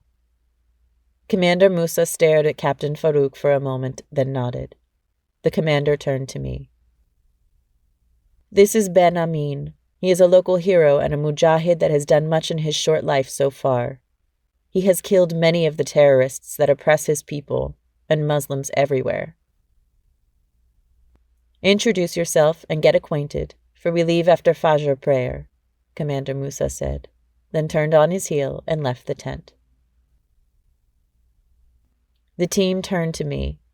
They stared at me and did not blink. I felt uncomfortable, but I held my ground. A white brother approached me. His eyes were blue, and he looked at me differently than the others. He held out his hand. "Salam, Ben Amin." I shook his hand and tried to make my grip as firm as I could. "I'm Khalil." "Don't worry about them. They were the same to me and everyone else that's put on our team. You have to earn your respect here. You may have done great deeds before, but this is now," Khalil said. The others went back to what they were doing. There were 10 of them, but I only saw 9. Khalil must have read my eyes, for he seemed to know what I was thinking. "The last member of our team is Muazma. She's behind that curtain praying." I looked at Khalil, surprised that we had a woman on our team. Khalil had a turban covering his head and wore a long brown thobe with what seemed to be camouflage combat pants underneath and combat boots. I wondered what his story was. What would drive a man who was white and most likely English from his accent to leave the religion and comforts his race provides him and embrace Islam? Even more so to join the Mujahid. The others I could understand mostly. Their story was not much different from mine. Iran is a strict Muslim country and has a culture of fierce warriors. We had some African brothers who grew up in war in their countries and wanted to fight and die for something they loved more than anything in this world. The Syrian brother was a Sunni like myself, and we already know what is going on in his country.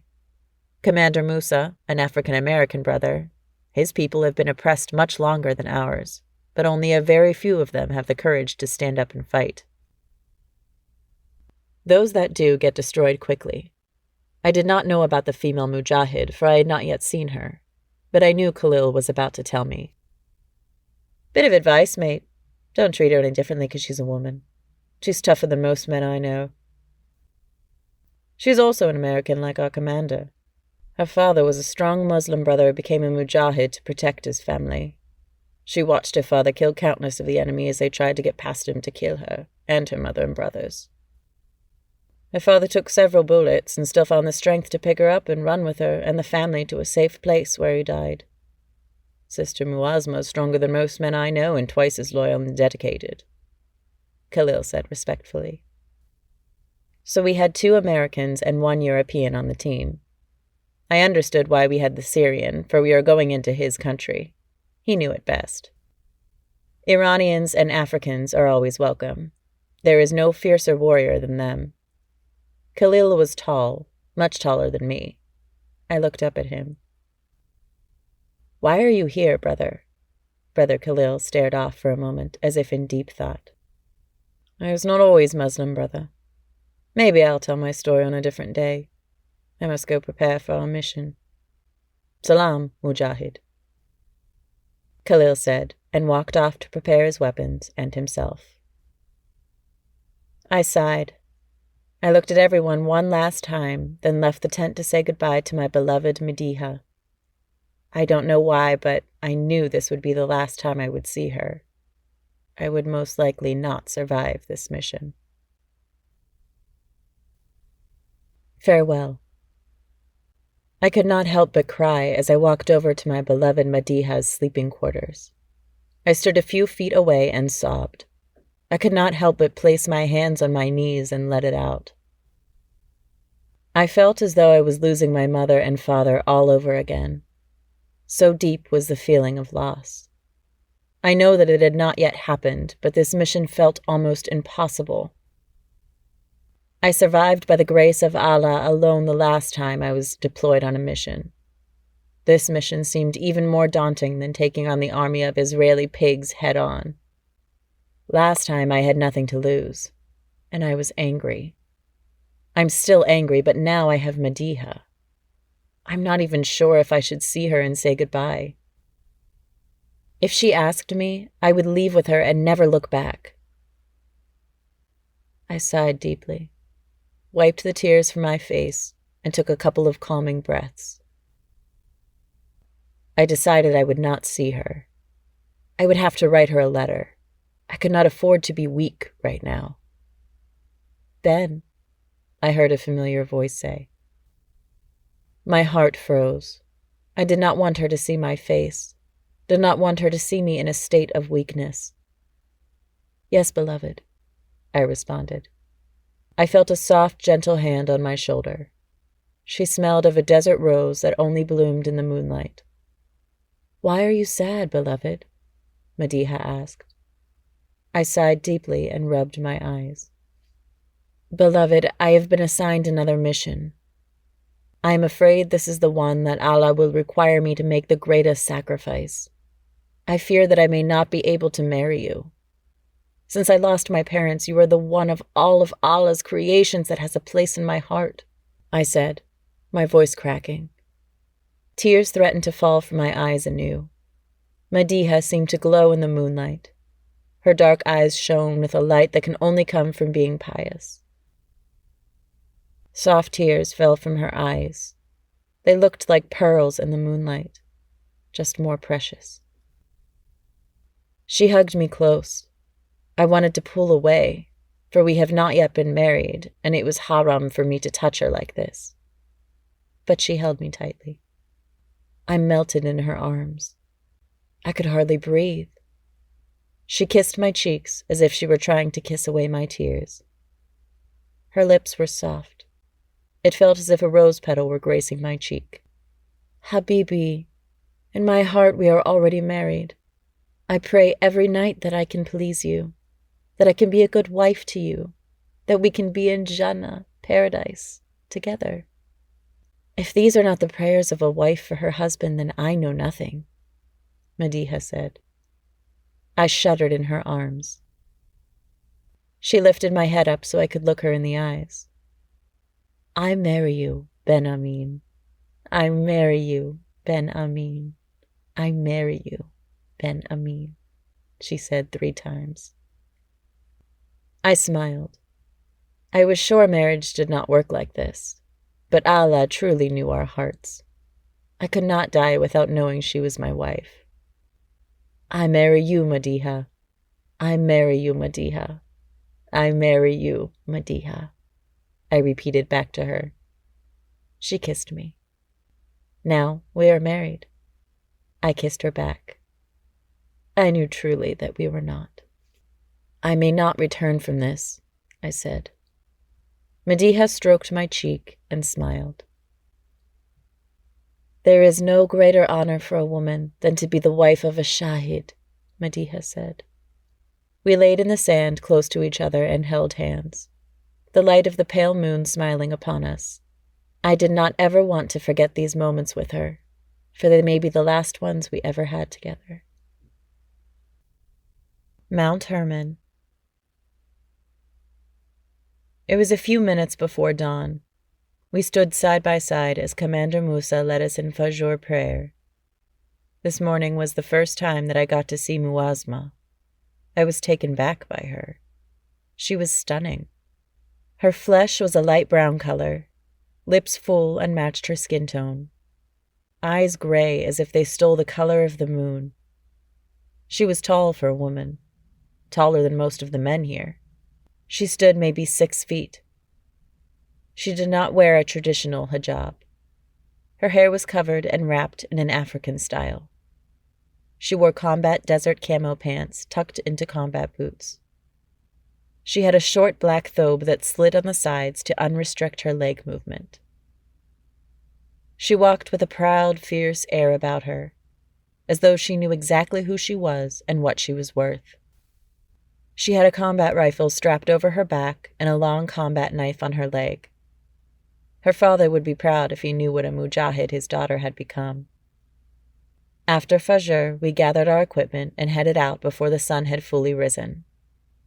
We rode on a bus provided to us by the Lebanese government till we reached Mount Hermon. From here is where we would walk and enter Syria. It would be days before we were able to cross into war-torn Syria, but this was the safest route. Anyone looking at us would know we were a military group. We could be fired on at any moment, for no one knew who was friend or foe until they got close enough to talk. It was a mid-afternoon when we left the bus. We divided up our gear and started out. It would be hours still before we stopped to make camp. The only rest Commander Musa allowed us was during prayer time. We marched in silence, all of us lost in our own thoughts. War was a constant struggle with your basic humanity. When your body tells you to run, you have to stay and fight. When you are bleeding and wounded and your body wants to give out, you have to force yourself up and fight. When death is everywhere and your body wants to run in fear, you have to stand your ground and fight. No matter what you do, fighting is the only thing that reminds you of the little humanity that is left in you. We walked in 2 rows of 5. Commander Musa at the front. We marched till nightfall, then made a camp. Muazma made her camp within the eyesight of whoever was on guard.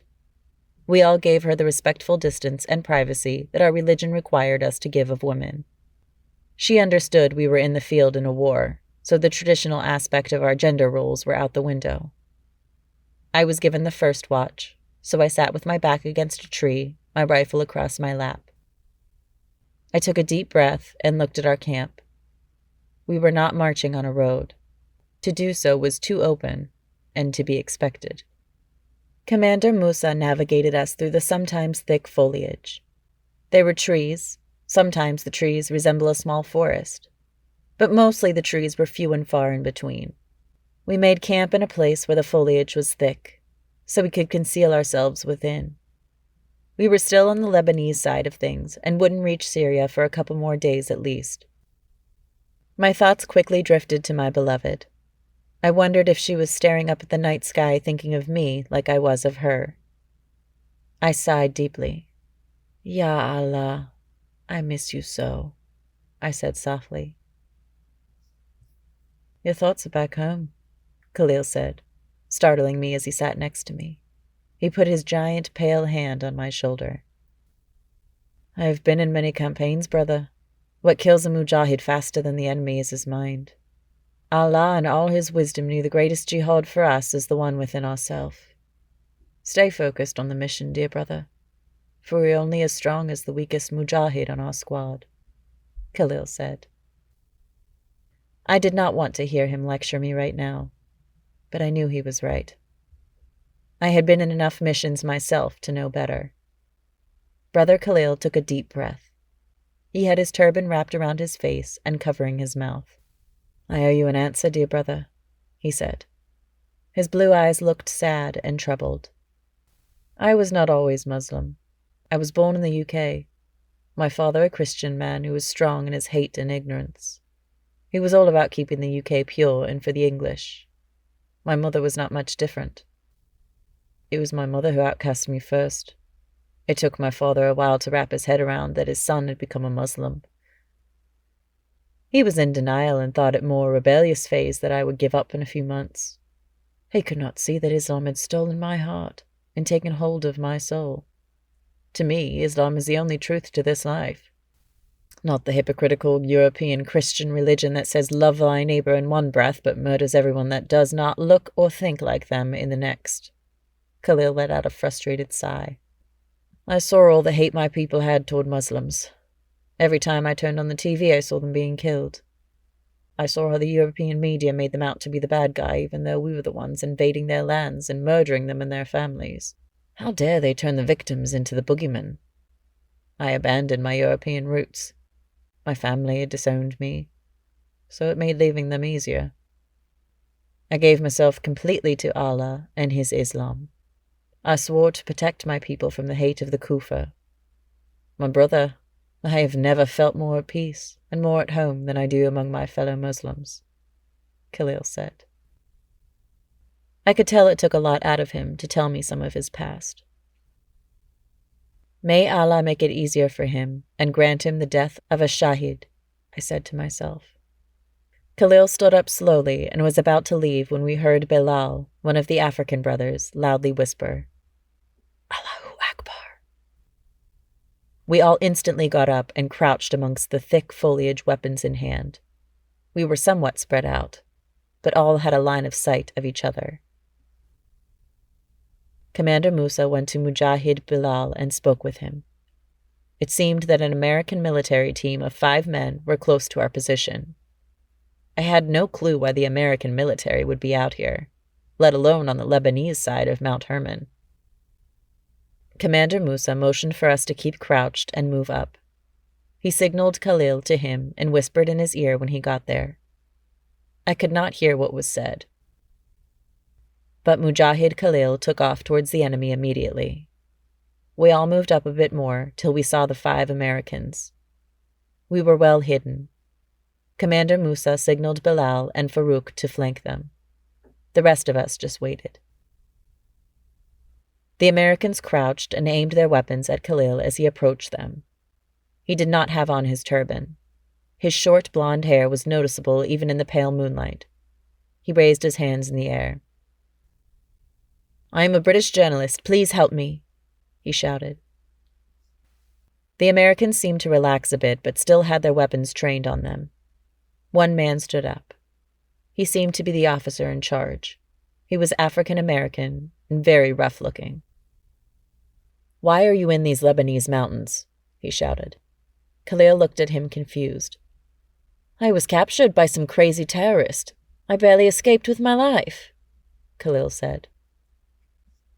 The American commander looked at him intently for a moment. "Where are these terrorists you speak of, and where is their camp? Were there any other people captured with you?" he asked. I could tell the American commander was not buying Khalil's story. He kept looking at how Khalil was dressed. Belal and Farouk came out of the shadows and grabbed two of the Americans from behind, their weapons pressed firmly against their head. The American commander spun around quickly with the remaining 3 men's weapons drawn on Belal and Farouk. At that moment, Commander Musa signaled us, and we advanced on them. Khalil recovered his weapon. The Americans, seeing they were outnumbered and in no position to fight back, looked to their commander. The commander ordered them to lower their weapons. They did so, slowly. Commander Musa ordered Muazma and 3 of the others to take their weapons and gear. Muazma hated American soldiers. She kicked the American commander in the face as she took his weapon. The American looked at her and spit blood from his busted lip at her. Muazma smiled. Death danced eagerly in that cold smile of hers. The American commander looked at Commander Musa. "I see the jihadists have recruited many Americans to their cause." Musa approached him as we zip-tied and secured the other 4 American soldiers. "Indeed, I see there is not a shortage of coons still trying to serve their slave master and fight for a country who has oppressed and enslaved them for centuries." The American commander did not respond. They locked eyes. "What is your mission here? Are there other teams?" Commander Musa asked. The American commander just laughed. Musa struck him hard in the throat. The American choked loudly and struggled to breathe. Commander Musa repeated his questions. When the American recovered, he just laughed again. Musa smiled and motioned for Farouk to bring him one of the American soldiers. "I was once a Special Forces operative in the American Army. I was a captain. I did not care about my life, and I still don't. But I do care about the well-being of my men, as any good leader should."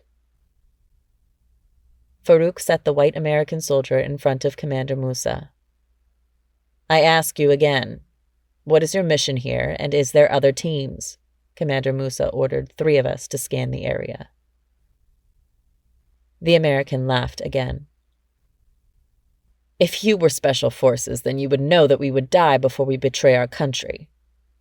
Commander Musa sighed.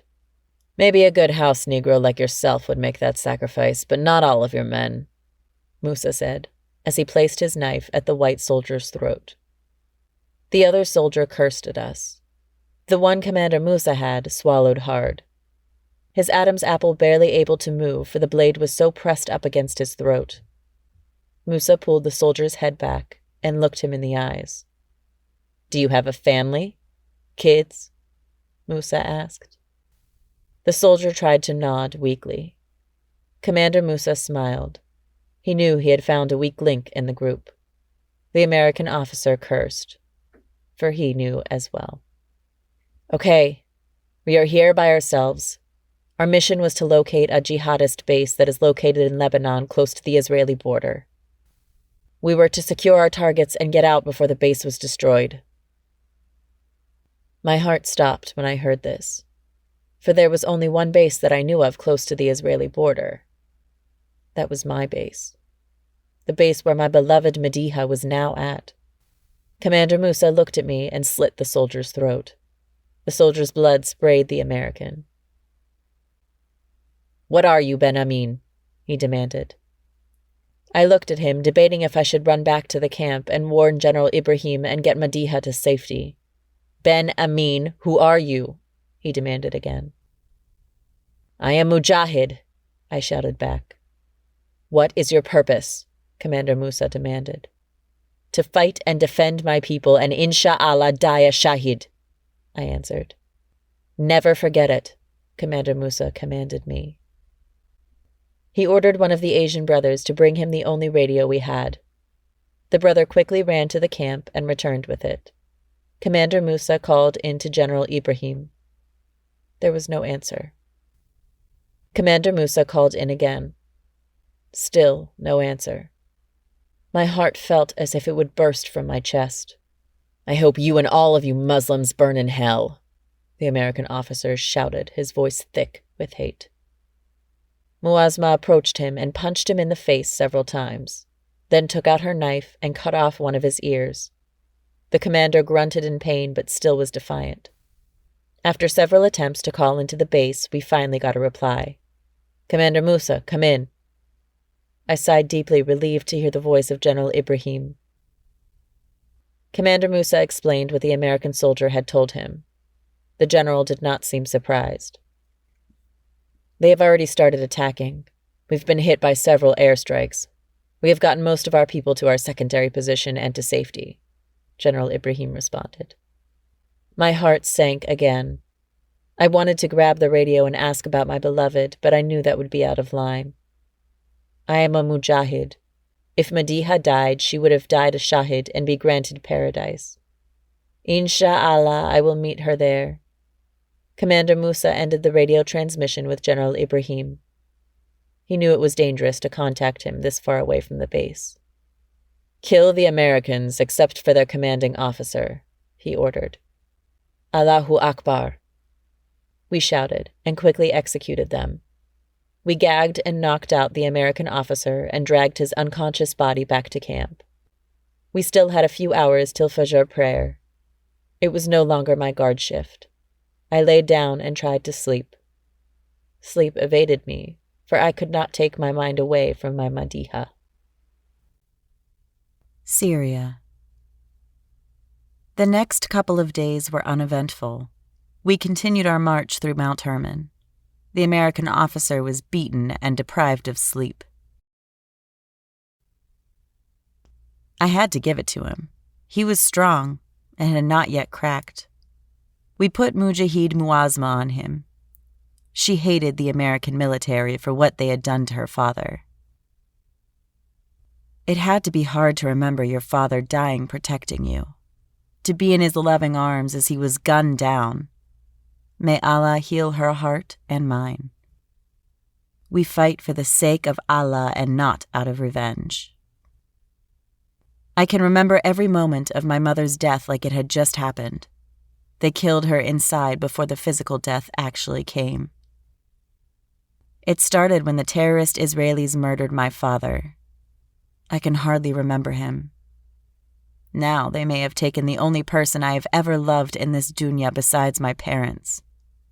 I wanted to run to the new base and see if she was there. If I did not find her, then I would run to the old one and look for her body. But I had to control myself, for the mission came before all else. I convinced myself she was already dead and died a shaheed. I made dua for her with every prayer. My heart was full of rage. I had to channel that rage and use it for this mission. I knew going into this mission that I would most likely never see her again. I thought I would be the one to die and her live. I never imagined we would both die. Maybe this was for the best, and we can both meet in paradise as martyrs. For truly only Allah knows what's best for us, and I, as his slave and servant, had no right to question the wisdom and actions of Allah in any way. As we got closer to the borders of Syria, the weather started to change. It was always a lot colder at night here in the desert, but it almost became unbearable. We started to dig small concave holes in the ground that we would sleep in to stay warm, as we could not make a fire. We would be at the border of Syria by tomorrow. General Musa sent out a couple of scouts. One of them was Khalil, and our Syrian mujahid. Khalil could easily pass as a Syrian until he spoke. Of course, the other was a Syrian. In case they got spotted, they could escape easier if they could determine which side of the civil war had spotted them. Shouldn't be too hard, though. One side was all Syrian, and the other was Sunni mujahid from all over. Our goal was to meet up with our Sunni brothers and gain their trust and help. It would be near impossible for us to fight our way to our contact alone. I lay in my sleeping hole, praying for sleep to come. I heard the coughing of the American. It sounded as if he was sick. He would not last too much longer out here if he was. Commander Musa wanted him to live so we could behead him on camera as revenge for the bombing of our home base. He wanted to send a message to the United States that our reach had no limits. Most of all, he wanted to mislead them and send them a mixed message. He would name some base and location far away from us, and it would most likely be one of the secret locations the U.S. allies had close by, that we had discovered and marked on our maps. Commander Musa was no fool. He knew the United States and how they would act out of arrogance instead of actually thinking it through. He called it the superior syndrome. He related it to how they treated American Negroes in the 1900s. The white oppressors felt they were so superior to the Negro that they thought the Negro was incapable of tricking them in any way. Thus, when the Negro did something to break their white laws and the police approached, the Negro would smile and coon, acting like he truly had no idea what was going on and was taken back that someone would violate the good white master's law. They would leave those Negro alone, for their mindset was a Negro was not smart enough to trick them.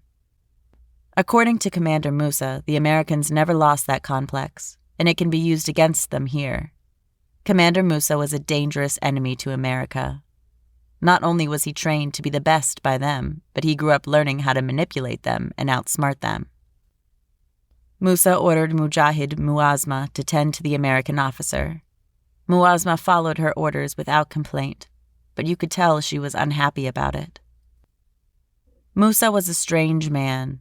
He was fierce and deadly in battle, a tactician that had no equal. Yet he was able to detach himself and do what he must to keep right with Allah and the deen he loved. He did not want Muazma to harbor so much hate in her heart. Having that hate is a thin line between being a murderer and fighting for the sake and cause of Allah. He wanted for us what he would want for himself. I closed my eyes for a moment and saw my beloved's ebony face. I swear I could smell her. Hot tears fought to escape my closed eyelids. Just as I was about to sleep, I was shaken roughly. I sat up quickly, grabbing my rifle. Khalil was back, and he placed a calming hand on my shoulder. "Salam, dear brother. Prepare yourself. We have company." Khalil pointed off toward Syria. I quickly wiped the sleep from my eyes and went to join the others. We were a little closer to Syria than we thought. There are Syrian patrols all over. There is no way to sneak around, so we have to fight through them. This is not going to be an easy fight. We are vastly outnumbered. The brothers I sent out reported that the patrols seem to be a day's march apart from each other. Each patrol consists of about 20 men, give or take a few. We do what we do best, Mujahid. We hit them hard and fast, then pull back, regroup, and hit them again, Commander Musa said. He assigned Muazma and me to take the left side. We had 5 minutes to prepare before we moved out. Mujahid Muazma looked at me, fire in her gray eyes. She lived for this. I was not sure that I wanted to be her partner in this. It's one thing to be passionate about Allah and devoted to fighting for Islam. It's another to be angry and fight out of revenge. I just prayed she could control the rage and not put herself or me at risk because of it. I followed behind Muazma. We crouched low and moved as fast as we could. We had a lot of ground to cover before we came on the first patrol. We lost sight of the others. We knew they were here, though. Muazma did not speak much. She moved like a silent breeze across the ground, fluid and dangerous. It was all I could do to keep up with her. Her rifle was held firmly in her hands and ready. She had a large knife strapped at her side. She seemed to really enjoy knives. Something about killing your enemy up close appealed to her. We continued at this pace for maybe 30 minutes before Muazma motioned me to stop. She laid on her stomach, her rifle pointed and her finger on the trigger. I laid next to her at a respectful distance. She looked at me and shook her head at my attempt at modesty. I guess she had a point. In the heat of battle, sometimes modesty is replaced with necessity. I could barely see anything from my viewpoint, so I reluctantly moved closer to her. The patrol of maybe 20 men sat there laughing and joking. They seemed to not care that they were in war. Sadly, their false sense of security would be their death. We did not yet fire upon them. We waited for Commander Musa to locate their communication device. We knew even if he was able to take it out, the firefight would be heard for miles. The other patrols in the area would run to this area, so we had to hit them and kill as many as we could, then run to our next position. We would never be more than 50 yards from each other. My heart pounded in my chest. My hands started to sweat. I had a Syrian in my sights. The back of his neck was in clear view. It would only take a second to end his life, then move to my next target. I had 4 planned targets before I would get up and move to my next position. Bismillah, I said softly. Before I could take another breath, gunfire erupted, followed by the screams of dying men. The sounds of death would be carried on the wind for miles. I pulled my trigger and moved to my next target. I did not care to see my bullet burning through his neck, or hear the man gasping for breath as he slumped over. Thankfully, killing these men did not please me. They were not Israeli, nor were they friends with Israel. They were Muslims. They were Shia, but Muslims all the same. There was no honor and no joy in killing other Muslims, no matter how much we may disagree on the philosophy of our religion. They still prayed 5 times a day and believed in Allah and His prophets. I knew many of them would declare their faith with their dying breath, just as I would. May they die a shahid. I prayed as I fired 2 more times, then got up and made my way to my next position, a half a mile away from our current one and closer to crossing into Syria. I turned to see if Muazma was behind me. When she was not, I stopped and returned to the firefight. She still laid there, a sick smile on her face, and killed enemy after enemy without pause. The Syrians did not try to fight back, so many of them were killed before they even knew what was going on, and they retreated towards their main base here in the mountains. She shot them down like dogs as they fled. I tapped her on the shoulder. She turned on me in seconds and had her knife at my throat. Ya Allah, she said angrily. Don't sneak up on me like that, brother, she said, then got up and took off to her next position. The whole point of this was to leave a few alive so they could run in horror to their next post and exaggerate our numbers. So our small squad of 11 would turn into a full army in their eyes. This would give us the advantage. They come out in force, looking for an army, and we lay out mines and take out what is left of their forward operating base. It would make moving into Syria a lot easier if they feared an army is advancing on them. We arrived at our next position in minutes. I crouched down to regain my breath. I could see many of the others in the distance. Commander Musa had the American gagged and laying face first in the dirt. He kept his knee firmly placed on his neck. At this point, the American was too weak to attempt escape. It was an effort just to get him to our next position. Commander Musa ordered several of the brothers to quickly lay mines in this area. After that was done, we withdrew a little further and a bit closer to the Syrian forward operating base. We waited until the sound of gunfire faded and all we could hear was the last gasps of the dying. Their final words and prayers seemed to carry on the wind. I looked at the faces of the others to see if they were just as disgusted as I was to kill other Muslims. Sadly, most were lifelong warriors. They were weapons. They killed in whatever direction they were pointed. May Allah have mercy upon us, I whispered. Amin, Mujahid Muazma said. I did not know that I had whispered so loudly. An hour or so later, the sun was up. The morning air reeked of death and gunpowder. One of our scouts returned. They had spotted a patrol from the forward operating base headed to the patrol we had hit a few hours ago. He made sure to leave a clear trail in the direction of mines. It would not be long until the death toll rises. The patrol was slightly larger than the first one that we ambushed. We started to make our way back to the first ambush site. We took great care to avoid detection. We set up to flank them. It would be easier to pick off those that were fleeing from the mines. We knew we would not kill them all with the mines that were placed. The timer was set to go off nearly a minute after they were triggered, thus giving them plenty of time to get right in the middle of the minefield before they started to detonate. We would get most of them. The ones that were able to flee the minefield unscathed would run into us. We hid among the brush. Many of us laid flat on the ground.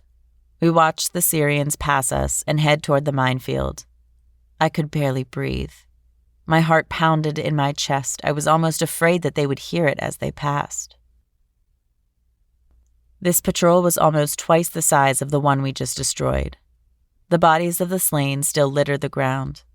The Shia did not care to get them and give them a proper Muslim burial. If we had time, which I knew we did not, I would bury them. Shia or not, they were still Muslims and deserved the respect given to a Muslim in death. Even more so since they died as shaheed. Sudden explosions interrupted my train of thought. I could hear the screams of the Syrians that got caught in the middle of the mines. Their screams of pain and curses. The ground shook. Explosion after explosion erupted in the distance. They must have made it nearly to the end of the minefield before they started to explode. I felt bad for them. I did not have much time to think about it. The shouts got closer as many of them retreated. I got into a crouching position, my left elbow resting on my left knee. I was able to hold my rifle in comfort. I tried to steady my breathing. My adrenaline was so much that I could barely see. I had to wipe my eyes several times. I spotted the first Syrian running towards us. I waited a few seconds till several more were in sight before I opened fire. They just kept coming. They dropped quickly, as they were not expecting an ambush. By the time they caught on, there was only a few left. They laid on the floor, their hands above their heads. I heard Commander Musa order us to stop firing. According to Islamic law, we could not kill a surrendering enemy. Commander Musa motioned for half of us to come out of the brush with him and approach the surrendering Syrians. I was not in the half he ordered. I stayed hidden, my rifle trained on one of the Syrians, and I kept an eye for any more Syrians that may have been fleeing the minefield. I heard the commander say something to Fasil, our Syrian mujahid. Fasil shouted at the surrendering Syrians. I could not hear the complete conversation, but I guessed he was gathering intelligence on their base and how many of them were left.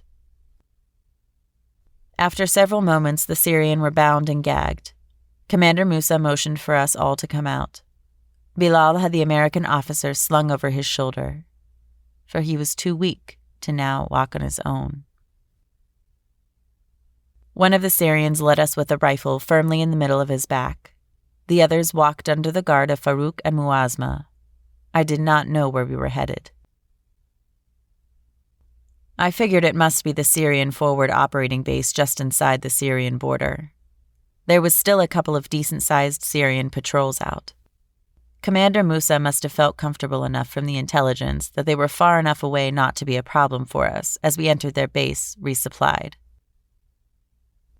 After a few hours of marching, the captive Syrians stopped and pointed off in the distance. It was mid-afternoon, and the sun was beating down on us. We could barely make out a large structure in the distance. We hurried our pace and covered the distance in less than an hour. We did not enter right away. We scouted out the area and checked to see if anyone was in the base. Commander Musa ordered Fasil to put on one of the Syrian captives' clothes and enter the base. Farouk hugged Mujahid Fasil. May Allah protect you, dear brother, Fasil smiled. Amin. He looked at all of us. Takbir, he said. Allahu Akbar, we responded. We watched him approach the small base. We could only cover him so far. Once he was in, he was on his own. According to the captured Syrians, there were maybe 10 people who stayed at the base all the time. The patrols came in to resupply and go back out. Most of the patrols had already resupplied, so they were not expected back anytime soon. His patrol was just resupplying when they got word that one of the patrols was ambushed. They rushed to help. Fasil was gone for several hours. We were considering going in when we heard shouts and gunshots. Here comes Fasil, Farouk said. Fasil did not look well. He was clutching his stomach and seemed like it took all he had to stand. Musa ordered 3 of us to rush to him, while the other cover fired. I turned to one of the captured Syrians and saw a smirk on his face. He had lied to us. I pulled out my knife and quickly cut his throat. I was so angry. I took some joy in watching him bleed out. Bilal grabbed my arm roughly before I could kill the other Syrians. Don't be a fool, Mujahid. We may need these goat lovers still. I sighed and wiped my blade on my pants. Fasil had returned to us. He was shot in his stomach. His face looked pale. We knew he would not last for much longer. We had to move. We could not stay here. There were at least 100 men pouring out of the base. Commander Musa motioned us all to him. Mujahid Farouk grabbed Fasil and carried him over his shoulder. Stay low. The 2 Mujahid that are in the rear drop every 20 seconds and fire a few rounds. Don't lose sight of us. Stay close and stay tight. Musa ordered Khalil, and one of the African brothers covered us. We moved quickly. We were going around the base and into Syria. Bullets flew past us as we ran. Fasil bounced on Farouk's shoulder as he ran. His eyes were closed and he was still, deathly so. We had moved maybe 2 miles across the Syrian border when we ran into a bunch of dunes. We did not have much cover. But it was clear we could not move Fasil much more. Commander Musa ordered us to stop. We spread out and got into position for the fight to come. Mujahid Farouk laid Fasil down. It was clear that our brother did not make it. Farouk sighed deeply and kissed Fasil on the forehead. May I see you in paradise, dear brother, he whispered. Bilal sat down the unconscious American officer, and we bound the Syrians to him. We could hear the shouting as the Syrian army got closer. We were supposed to retreat, but Commander Musa would not leave Brother Fasil's body behind to be desecrated by the Shia Syrians that hated Sunni. We were in the middle of this vast dune, so the enemy had the upward advantage. As soon as the first Syrians came in sight, we opened fire and dropped them. Their bodies tumbled in the sand down to the bottom of the dune with us. We kept firing and dropped more as they came in sight. From the bottom of the dune, they could not see us until they reached the top. One of the Asian brothers suddenly cried out and fell to his knees. Bismillah ar-Rahman ar-Rahim, he said as he stood back up and started firing. He started to climb the sand dune. Commander Musa shouted at him to return to the formation. The brother did not hear him. He nearly reached the top. He laid on his stomach and started firing. Musa motioned us forward. We climbed up behind the Asian brother and started firing from the top. Takbir! Takbir! Commander Musa shouted. Allahu Akbar! We replied fiercely and shot countless Syrians down. We could see them falter, see their resolve begin to waver. We started to advance forward slowly, one at a time. Each mujahid covering the other. Bilal was hit in the arm. He roared fiercely and continued firing. Several more Syrian died. They no longer charged. They started to fall back. Allahu Akbar! Allahu Akbar! We shouted over and over again. We knew they would return and that we had to move and move quickly. There was a Sunni Mujahid camp 3 days from here. We would be hard-pressed to make it, even more so with the captives we had and carrying the body of Mujahid Fasil. Several of us were wounded, so we moved a lot slower than we wanted. We were attacked several more times that day. We were able to repel them. It cost us a lot. 2 more of our Mujahid fell. Our numbers dropped quickly from 11 to 8. By the way, it looked like several more would join them if we were not able to rest and get our wounds treated. I was one of the fortunate ones, for I was not wounded at all. Our ammunition was low. We had survived a day by taking the weapons off the Syrians we killed, but they wised up quickly and dragged away the bodies of their dead. So now we were almost defenseless. I have never failed in a mission. To think this mission had barely just begun. I did not want to fail in my duty to Allah. I had failed in protecting my beloved. I could not fail at this. We had no illusions that we would make it through this night. We had to let the Syrian captives go, for we could no longer control them and carry our wounded brothers. We kept the American officer. We forced him to drink water, for he was no good to us dead. The sun set, and we were less than a day away from the Sunni camp. I was not sure if the Syrians would come this close to a known Mujahid stronghold. We dug in and prepared for an attack. We were not sure how we were going to defend ourselves, for our rifles were useless. Those of us that had knives drew them and stood around our wounded. Be not afraid, Mujahid. Remember, Allah sees all. He alone has the power over life and death. So stand strong and fight till Allah calls us home, Commander Musa said. Mujahid Khalil started to chant, La ilah illa Allah, La ilah illa Allah, over and over again. It gave us strength, for we knew Allah would never forget us. The fear of death was gone. If it happened, that was the will of Allah. It would be an honor to die fighting in the cause of our Lord. We heard mocking laughter echo through the night. The Sunni Mujahid are weak and defeated. Kill them slow, brothers, a Syrian officer shouted. 5 of us stood and protected the bodies of our brothers and those that were too wounded to fight. The American officer looked at us strangely. It was no longer the look of hate. It had changed into something else. Something I would have to think about when I had time. If Allah granted me more time in this wretched dunya. The Syrians screamed as they charged us. They were not going to shoot us. They wanted to kill us with their knives and blades. Commander Musa grabbed the first one to lunge at him and quickly slit his throat. Khalil chanted louder, La ilah illa Allah. I dodged a smash aimed for my head, dropped to my knees, and sank my knife to the hilt into the stomach of the attacking Syrian. All around us, Syrians were falling dead. They did not stop their attack.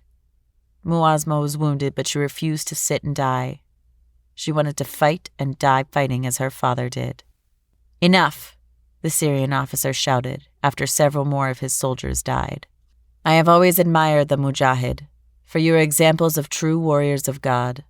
I regret that I have to kill you. The officer motioned to his soldiers, and they leveled their rifles at us. I guessed this was the end. Oh, Allah, please don't forget about me, for I have not forgotten you. Have mercy upon your weary Mujahid and keep us from the fires of hell, I prayed softly.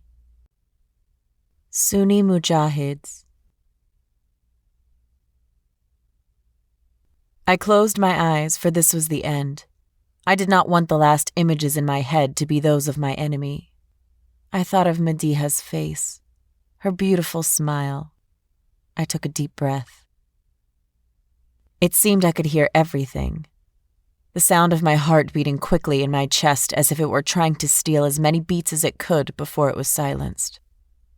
I could taste the air. It tasted of blood and death, Time seemed to freeze. "I marry you," I heard Mediha's voice and felt her soft touch upon my cheek that was drenched in blood and sweat.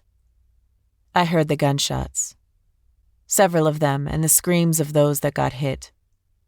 I waited for the bullets to pierce me, but they never came. Someone was shaking me. I opened my eyes to Bilal's smiling face. "Allahu Akbar. Our brothers are here." It took me a moment to realize what just happened. The Syrians that were left alive were on their knees, their weapons thrown away. I looked around to see hundreds of soldiers from all parts of the world. The Sunni Mujahids have come. Hot tears fell from my eyes. I could not help it. I truly thought I was to die this day. "Allahu Akbar," I shouted with everyone else. Commander Musa was talking with one of the field officers. Our wounded were gently picked up and carried. Several of them pointed to the American officer. He was carried as well. We walked for what seemed like hours until we finally reached the stronghold city. For the first time in a long time, I felt safe. The army here was huge and well-armed.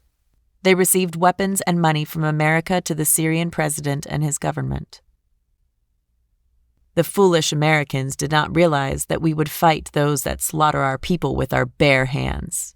America was still an enemy, just an enemy that would be dealt with later. I was taken to a small home with the rest of our unit. We bathed, ate, and got some much-deserved sleep. Those of us that were wounded were treated and recovering. We stayed here for a week. Commander Musa briefed them on most things but did not go into our mission, for all knew that some of the Mujahids were nothing more than spies for America and Israel. We were trained never to discuss our mission. Only the commanding officer knew all the details, as we, the soldiers, only knew what was needed. They did not behead the American officer. Instead, they cleaned him up, fed him, and unbound him.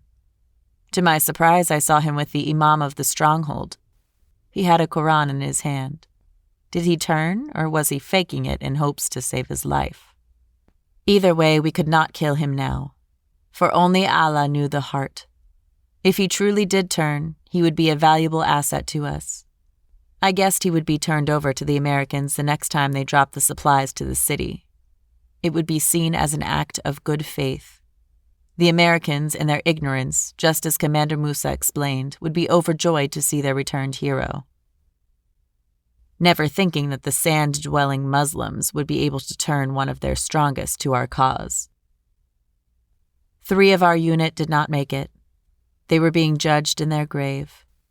All of us but Mujahid Muazma took part in cleaning their bodies.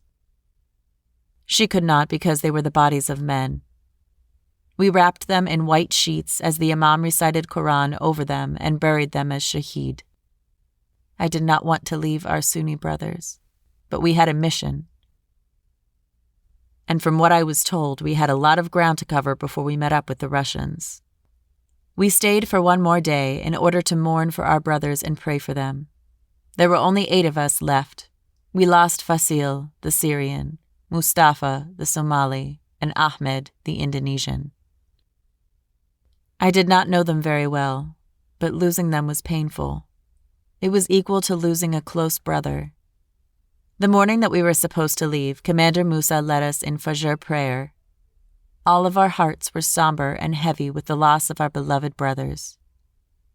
After Fajr, we grabbed our weapons and what little else we had carried with us. Commander Musa pulled me aside and looked me in the eye. "You are like a son to General Ibrahim. He cares for you deeply," Commander Musa said. I was not surprised by this. The general always treated me kindly. I was concerned about what the commander was getting at. Was the general ill or wounded? "The general risked us all to get some news to you, brother. I hope this news is worth risking the lives of hundreds of mujahids. Mediha is alive and well." The commander squeezed my shoulder and left to make sure the rest of us were ready. I could not move for a moment. I could feel my heart in my throat. My beloved was alive. Alhamdulillah, Allah is truly kind, I whispered. Thank you so much, Allah. I wept in my hands and made dua. I did not want the others to see me, so I quickly wiped my eyes. I fell in line behind Mujahid Muazma. I was in the rear, so it was my responsibility to watch our flank. Many of the brothers in the Sunni stronghold came out to see us go. Many had tears in their eyes. They looked at us as heroes. They did not know our mission, but they knew that it was important. They had a lot of respect for General Ibrahim and his efforts against the terrorist Israelis. We were all sad to leave behind these wonderful brothers that fight every day for the freedom of Muslims. They fight to protect their ummah. To me, they were the heroes. According to General Ibrahim, we were less than a week away from the contact point. We had a lot of ground to cover, though, through very dangerous territory. There was a new group going around Syria and Iraq murdering Muslims. They called themselves the Islamic State, but we, the true Mujahid, knew who they really were. They were Israeli soldiers funded by the Israelis and America to fuel the anti-Muslim hate and war. We hoped we ran into these fakes, these terrorists. Over the next few days, we traveled without trouble. We hid when enemy patrols went by, rested and restocked in friendly towns and villages. We never stayed long.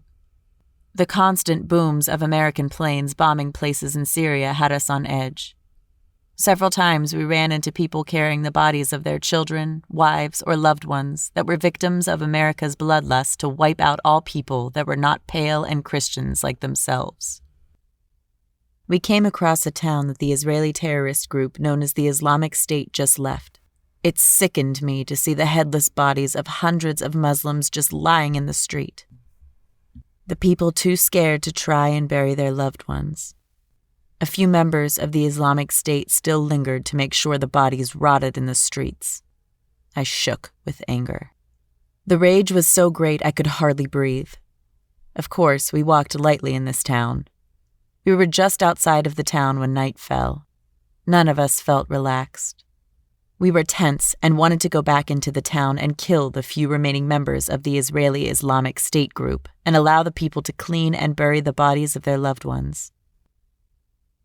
We had a mission to do, but we were Mujahid, and our first job was to protect and defend our Muslim ummah from oppression. Mujahid Khalil paced back and forth.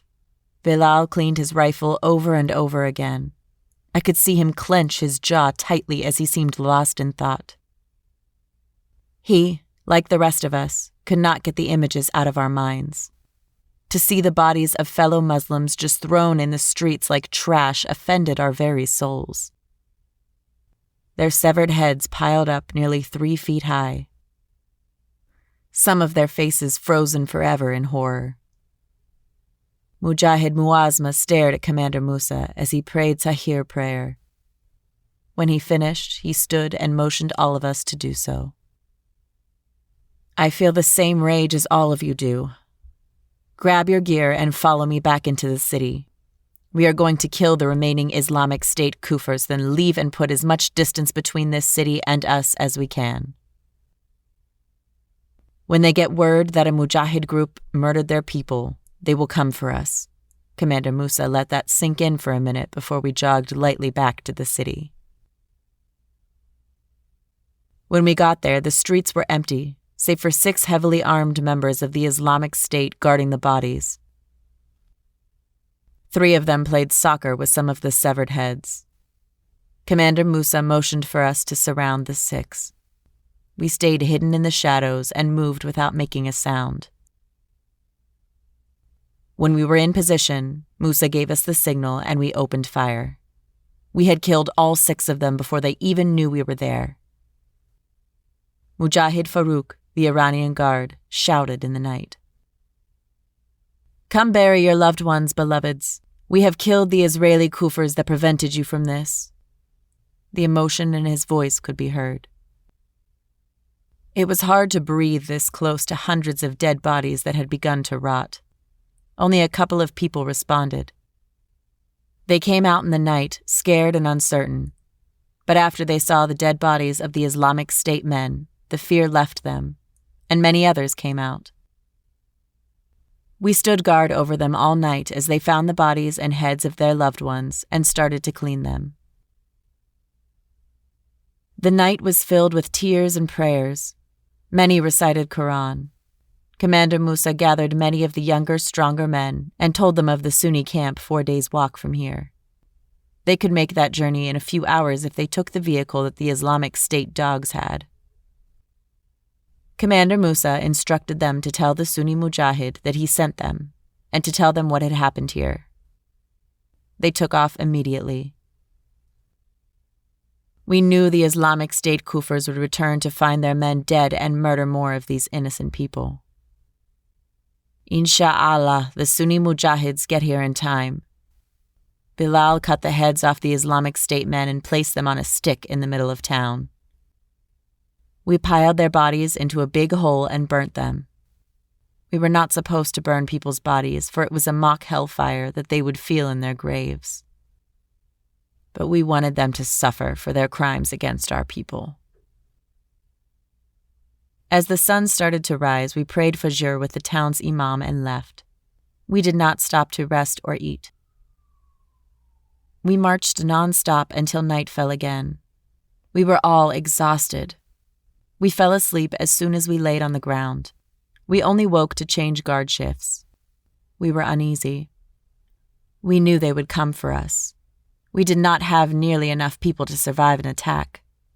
If their reputation held true, they would attack us with a huge force and wouldn't stop until they killed us. Our only hope was that the Sunni Mujahid intercepted them and destroyed them. There were hundreds, maybe thousands of Sunni Mujahids in the town where we buried our brothers. If the Islamic State Kufirs had any type of intelligence, they would do anything they could to avoid coming near that town or engaging such a Sunni force. We awoke to Commander Musa calling the adhan for Fajr prayer. We made wudu with the sand. We were low on water and wanted to conserve it. I had a bad feeling in my gut. It seemed like I was not the only one. All of us were extra tense as we broke our camp and started to march. We were less than a day away from our targets. Commander Musa pulled me aside.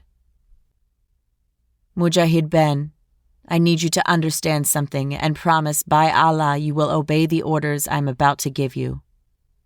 Commander Musa looked stern and serious, even more so than usual. I swallowed hard. He pulled out a small map and marked a place on it. There will be a house with a red crescent moon and a hammer on the door. You will enter this house and ask for Hakim. When the man Hakim appears, you say, "What color were the eyes of Muhammad, peace be upon him?" He will respond, "Only Allah knows." They will give you packages. You will not be able to carry them by yourself, so ask if they can escort you safely to the Sunni Mujahid stronghold. I already informed their leader that someone may come back alone with important cargo for General Ibrahim. They pledged to help get you back to the general with the cargo safely. Commander Musa pointed again to the map. I wondered why he told me this. Vow to Allah that you will do this and ensure this is finished no matter the cost, Commander Musa demanded of me. Wallahi, Commander, I will complete the task set before me, I vowed. The commander turned to the rest of us that remained. Look behind us, he said. We did and saw the dust in the air from many people and vehicles heading in our direction. We could not outrun them, and we could not risk them discovering our mission or taking control of our packages. Commander Musa burned the map he had. Quickly lay out what mines we have and prepare to engage the enemy, the commander ordered. Musa approached Muazma and gave her some of the few explosives we had. I watched him help her hide them on her person. Dear sister, if we are captured, they will do horrible things to you that they won't do to us. I give this to you as a mercy and a way to kill many of them, I heard him say to her. She did not look afraid. She looked ready to face them and die fighting them. I wish I had as much bravery and strength as she did. I knew what horrors awaited her if these Islamic State Kufirs captured her. They would violate her in every way they could. Even after they killed her, they would still violate her corpse. We ran back 100 yards or so from the mines and took cover in what little brush we could. I looked Brother Khalil in his eyes. He smiled at me. "Don't be scared, dear brother. Soon we will be in paradise," he said. The vehicles got closer. We could hear their voices now. There were hundreds of them, and there was no way we lived through this. The vehicles ran over the mines and were destroyed in the explosions. We took advantage of the confusion and started firing. We fired and slowly moved backward. We were able to kill many of them in the confusion. Once they spotted us, they charged at us. No matter how many of them we dropped, they just kept coming. I saw Bilal take several bullets. He fell to his knees and pulled out his knife. They swarmed him like hungry flies on shit. I heard him roar in defiance as he hacked and slashed at them. The hair on my arms stood on end. Bilal knew he was dead. He knew he would soon meet his creator. But he wanted to take as many of the enemy with him as he could. May Allah reward him. I felt something hot pierce my leg, then my chest. I gasped and struggled to breathe. These Israelis that called themselves the Islamic State were dressed in black. They looked like demons as they hunted us down. They reviled in death and laughed at us as we dropped. I heard Muazma scream in rage. I tried to turn and look at her, but I was fading fast. Each breath was painful. Moments later, the very ground shook from a massive explosion. I wanted to weep, for I knew that they had gotten to her and tried to rape her, these foul beasts. She killed many of them. She had gotten the last laugh and died a hero. May she meet her father in paradise. The explosion knocked several of the enemies on their backs and made the rest hesitant to approach. I felt hands grab me. "You are not to die yet, Mujahid," Commander Musa's voice pierced through blackness. He dragged me to a small hole he had dug and covered me with dirt. "Remember your promise," he said. His voice was strained as if he was in great pain. "Insha'Allah, I'll see you in Jannah," he said, as he covered my face with dirt. I heard the familiar click of several grenades being pulled. Commander Musa shouted to the Islamic State Kufirs and ran at them. He took several bullets but kept going.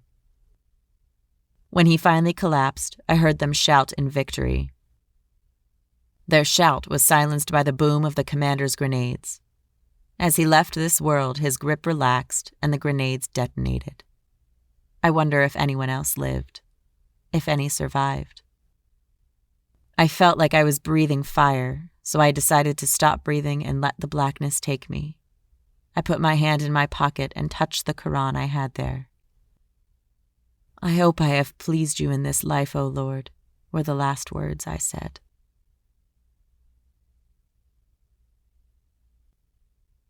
Not time yet. Again I was denied death, for it seemed Allah had more for me to do. I guess I should not have made that promise to Commander Musa. I opened my eyes only to get sand in them. I coughed and choked as I tried to breathe. My mouth was filled with sand. I crawled out of the hole that Commander Musa put me in. I was dizzy and every movement was painful. I looked around. The sun was still out but would soon set. There was no sign of the enemy. The bodies of several of my brothers lay where they fell. I sat up and wept. Even that was painful.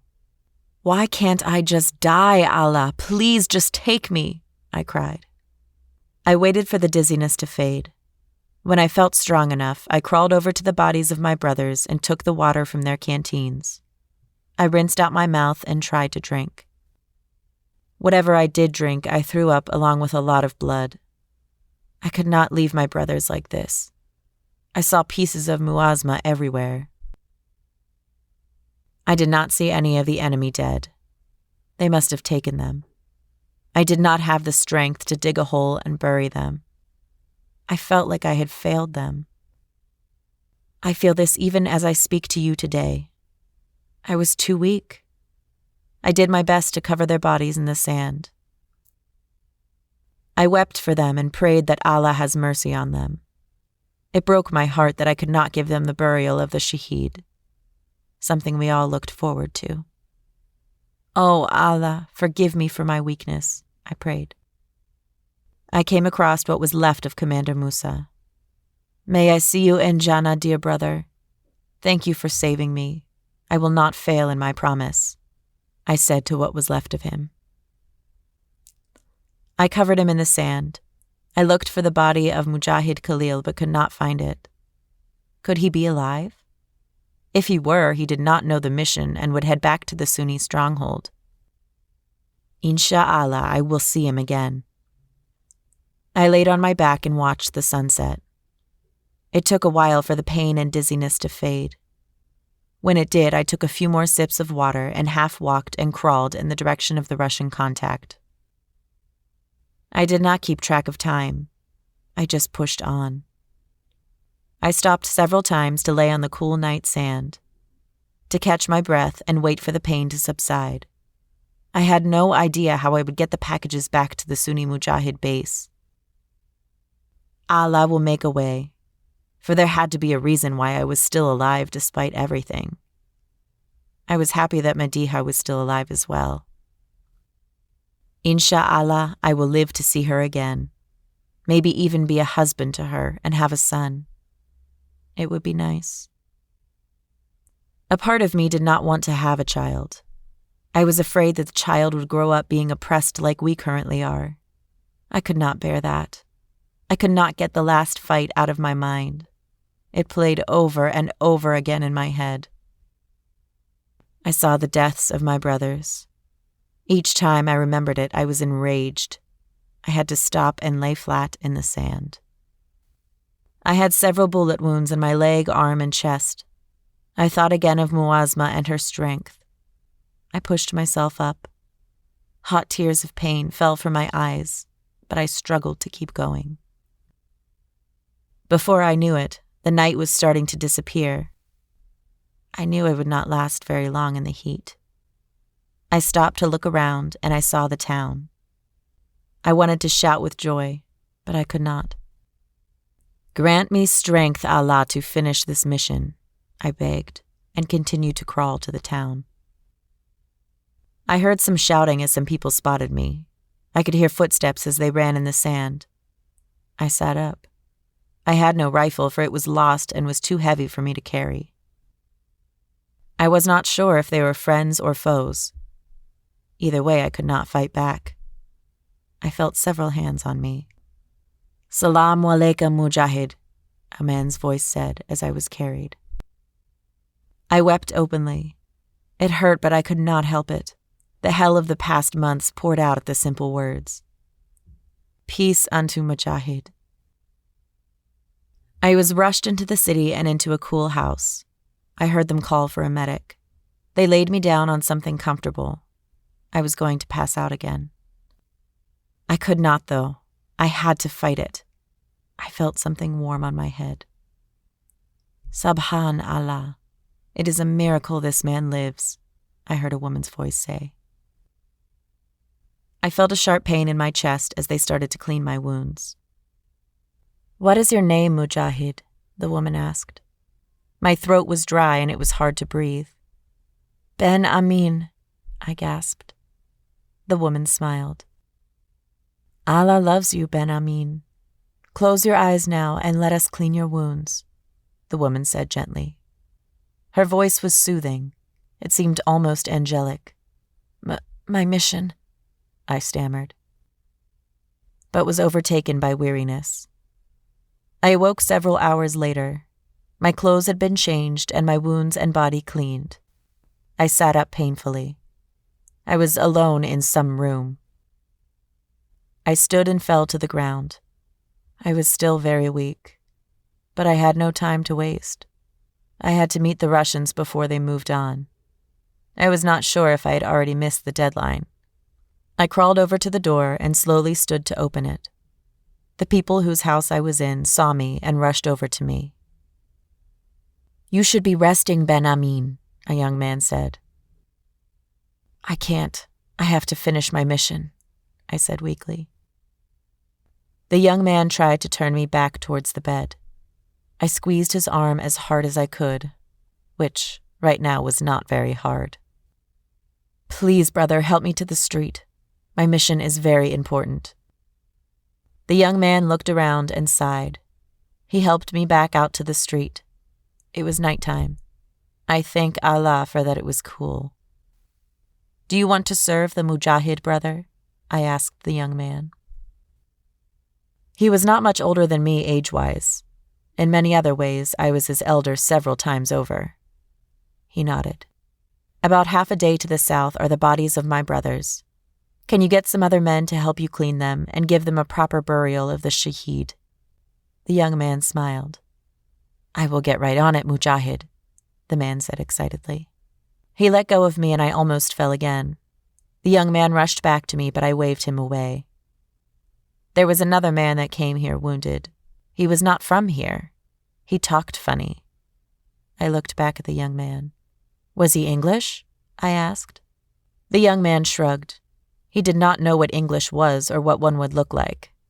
It gave me hope that it was Khalil and that he was alive. I slowly walked the street.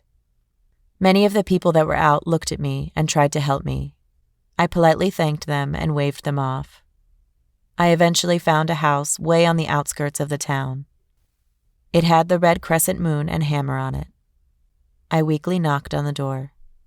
A big, blond Russian man with a square face and chiseled features opened the door. I almost fell when the door opened. I looked at him. "I am here for Hakim." The Russian looked at me like he did not believe me. But he let me in. He did not help. He let me fall and watched me struggle painfully to get up. He pointed at a table. I weakly walked over to it and pulled out a chair and sat. I was drenched in sweat. I rested my head on the table and closed my eyes to try and ease the dizziness. I was not aware that I had passed out. I was pushed rudely. I raised my head up, and I was surrounded by several Russian men, all heavily armed. A short but lean man stepped forward. He also had blonde hair. He had the air of command. His features were sharp and hawkish. "I am Hakim," the man said in a thick Russian accent. I looked him in his eyes. "What color were the eyes of Muhammad, peace be upon him?" I asked. I doubt Hakim was the Russian's real name. He looked at me for a long moment, then sighed, seemingly frustrated. "Only Allah knows," he said, his accent so thick it was hard to understand him. He pulled up a chair and sat next to me. "Where Commander Musa?" the Russian said. His Arabic was very broken and it was hard to fully understand. I explained that I was the only survivor, and I was given these instructions from Commander Musa. The Russians seemed skeptical. "Forgive me if I don't believe you. We need more proof that you are who you claim. If our weapons fall into the wrong hands, it could mean war with America and its allies for us. That is something we are not yet prepared for," the Russian said. "Do you have a radio?" I asked. The Russian nodded but did not make a move to bring it to me. "I can contact General Ibrahim on our encrypted channel, and he can verify me." It seemed that they knew of General Ibrahim and cautiously handed the radio to me. I quickly turned into our frequency and recited our code. I waited a few moments and repeated it 3 times. "Ben, is that you?" I heard a familiar voice on the radio. I sighed deeply. It was good to hear his voice. I wanted to weep but dared not show weakness in front of these men. I explained to General Ibrahim what had happened. I could hear the sadness in his voice. I was not aware that the general could speak Russian. He spoke briefly with the Russian leader, who nodded to him. They disappeared into the back room. The Russian leader handed me back the radio and helped me up. "They will escort you to the Sunni camp. I will radio them to let them know you are coming," General Ibrahim said. I handed the Russian back the radio. He escorted me to a truck that was loaded with 20 Russian soldiers and had 2 large boxes that were covered with a black tarp. I leaned my head against the side of the truck and closed my eyes.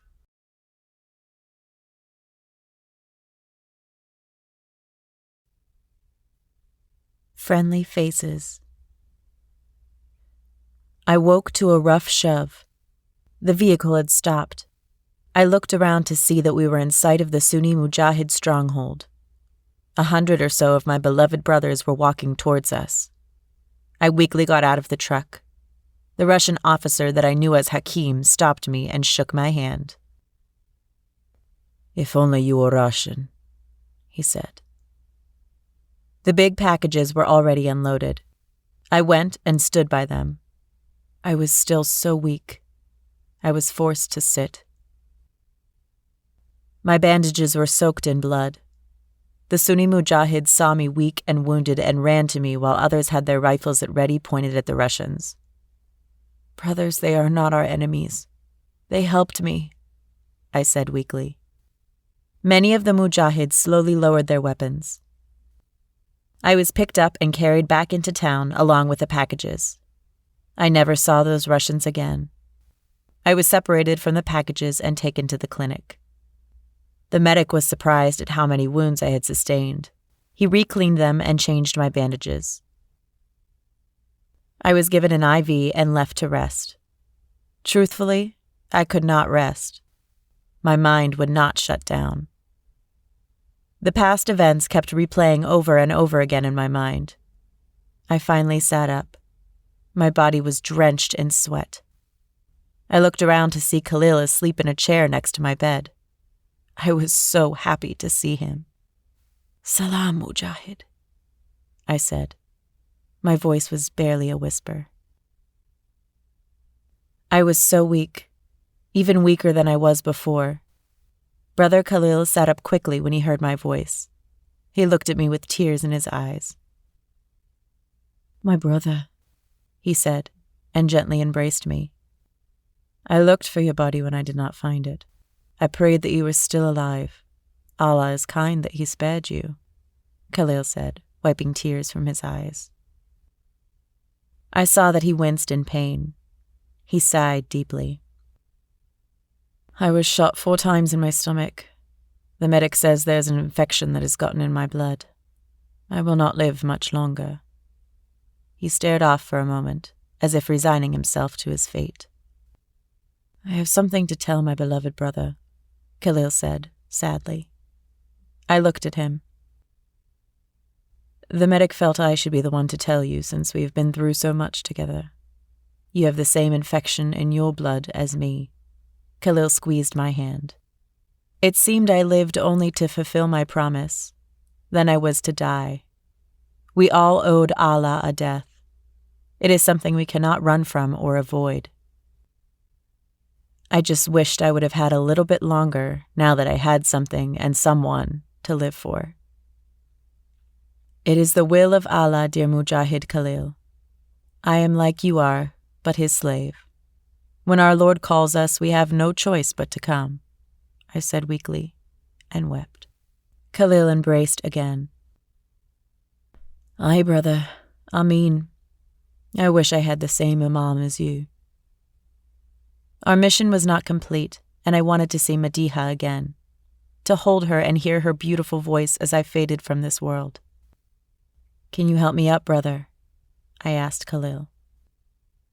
Without a second thought, he rushed to my side and helped me to my feet. I quickly washed my body and put on fresh thobes. I walked slowly with Khalil to see the Sunni general. I had slept for almost 2 days. The night air felt good on my flesh that was burning with fever. The general and his officers were in a meeting but gladly stopped it to receive us. They clapped and praised us as we walked in. They hailed us as heroes. But I did not feel like one. I was dying and I had lost everything. The real heroes were left in the desert for carrion birds to eat them. They deserved so much better. I could only pray that the young man was able to do as I asked of him. They cleared a spot for us to sit on their cushioned rugs. It pained me to sit up straight, so I leaned against Brother Khalil. I could see the sweat dripping from his head as I leaned on him. His fever was as bad as mine. The general looked at us both. His eyes seemed sad. My dear brothers and honored mujahids, your mission is not yet complete. It seems Allah has spared you both for one final act of greatness. We know of the sickness in your blood. Your time among us is very short. We have discussed with General Ibrahim that you two will be the great destruction that will free us from the oppression of Israel. You will carry the Russian nuclear weapons to Israel, the general said. I looked down at my hands. Was this what I was truly spared for? Was I to go out like my mother? A weapon to destroy the enemy of my people. The enemy of my ummah. I would have the blood of millions on my hands. Was this truly the will of Allah? Mujahid Khalil smiled weakly. Allahu Akbar, he shouted. He was happy, for he was a true soldier. He knew he was dying, and he did not want to die sick in his bed. He wanted to die fighting, as all soldiers should, as I should. If it is the will of Allah, then so be it, General, I said. The general frowned as if disappointed that I was not overjoyed. In truth, my heart was torn. I have been in a war that I did not choose since the day I was born. Through all my years of fighting, I have come to understand one thing, that Allah is real and He alone determines who lives and dies. Many men on both sides take the faith of people like me and Khalil, the pain of mujahids like Muazma and Commander Musa, the strength of Bilal, Farouk, and Fasil, and use it wrongly. I know that in Islam suicide was wrong. I knew it with all my heart. I knew that unless Allah showed mercy upon her, my beloved mother would be in the hellfire for taking her own life, which was never hers to take. How else were we to defeat an enemy that outmatched us in everything? They had all the might of the U.S. technology behind them. We had faith in whatever leftover weapons we could salvage or get from other countries that used us as a proxy. The Americans and the Israelis killed hundreds of millions of us every year. The vast majority of those murdered by them were not soldiers. They were people, like my mother and father, who just wanted to raise their kids and make a better life for us all. I knew I would do it. I knew I would gladly be the one to detonate myself in Israel and kill as many of those Jewish terrorists as I could, for my hate was strong. When do we leave? I asked. Hot tea was brought to us. I sipped it slowly. My body shook a little. My new thobes were soaked in my sweat. The general placed his hand on my shoulder. As soon as your tea is finished, we will transport you back to Lebanon to General Ibrahim. From there, the nuclear weapons will be strapped to you and a team will be assembled to get you into Israel and into their nuclear facilities. Both of you will be escorted by 100 men each. This mission cannot fail. If for some reason we are not able to get you into the nuclear facility, then you detonate wherever you are in Israel, the general said. I took a deep, shaky breath and sipped more of my tea. Allahu Akbar, Khalil said. What about the Muslims in Palestine? I asked. The general smiled. They are being evacuated as we speak. Lebanon is allowing all of them into their country, and from there Iran will accept and transport half of them to their country, the general replied. I knew our timeline to complete this was short. Israel had to have noticed hundreds of thousands of Palestinians leaving into Lebanon. They had to wonder why and be on high alert. If they noticed, then you can be sure that America knew as well. I finished my tea and prayed with the general and his officers. They helped me change into dry thobes and helped me into the armored vehicle that would take Khalil and myself back to General Ibrahim and my beloved Madiha. 500 Sunni mujahids were traveling with us. They were heavily armed. Any Syrian force that saw us would not openly engage us in these numbers. They would most likely alert their superiors and wait for reinforcements. By the time their reinforcements got here, we would be long gone and in the Lebanese mujahid camp.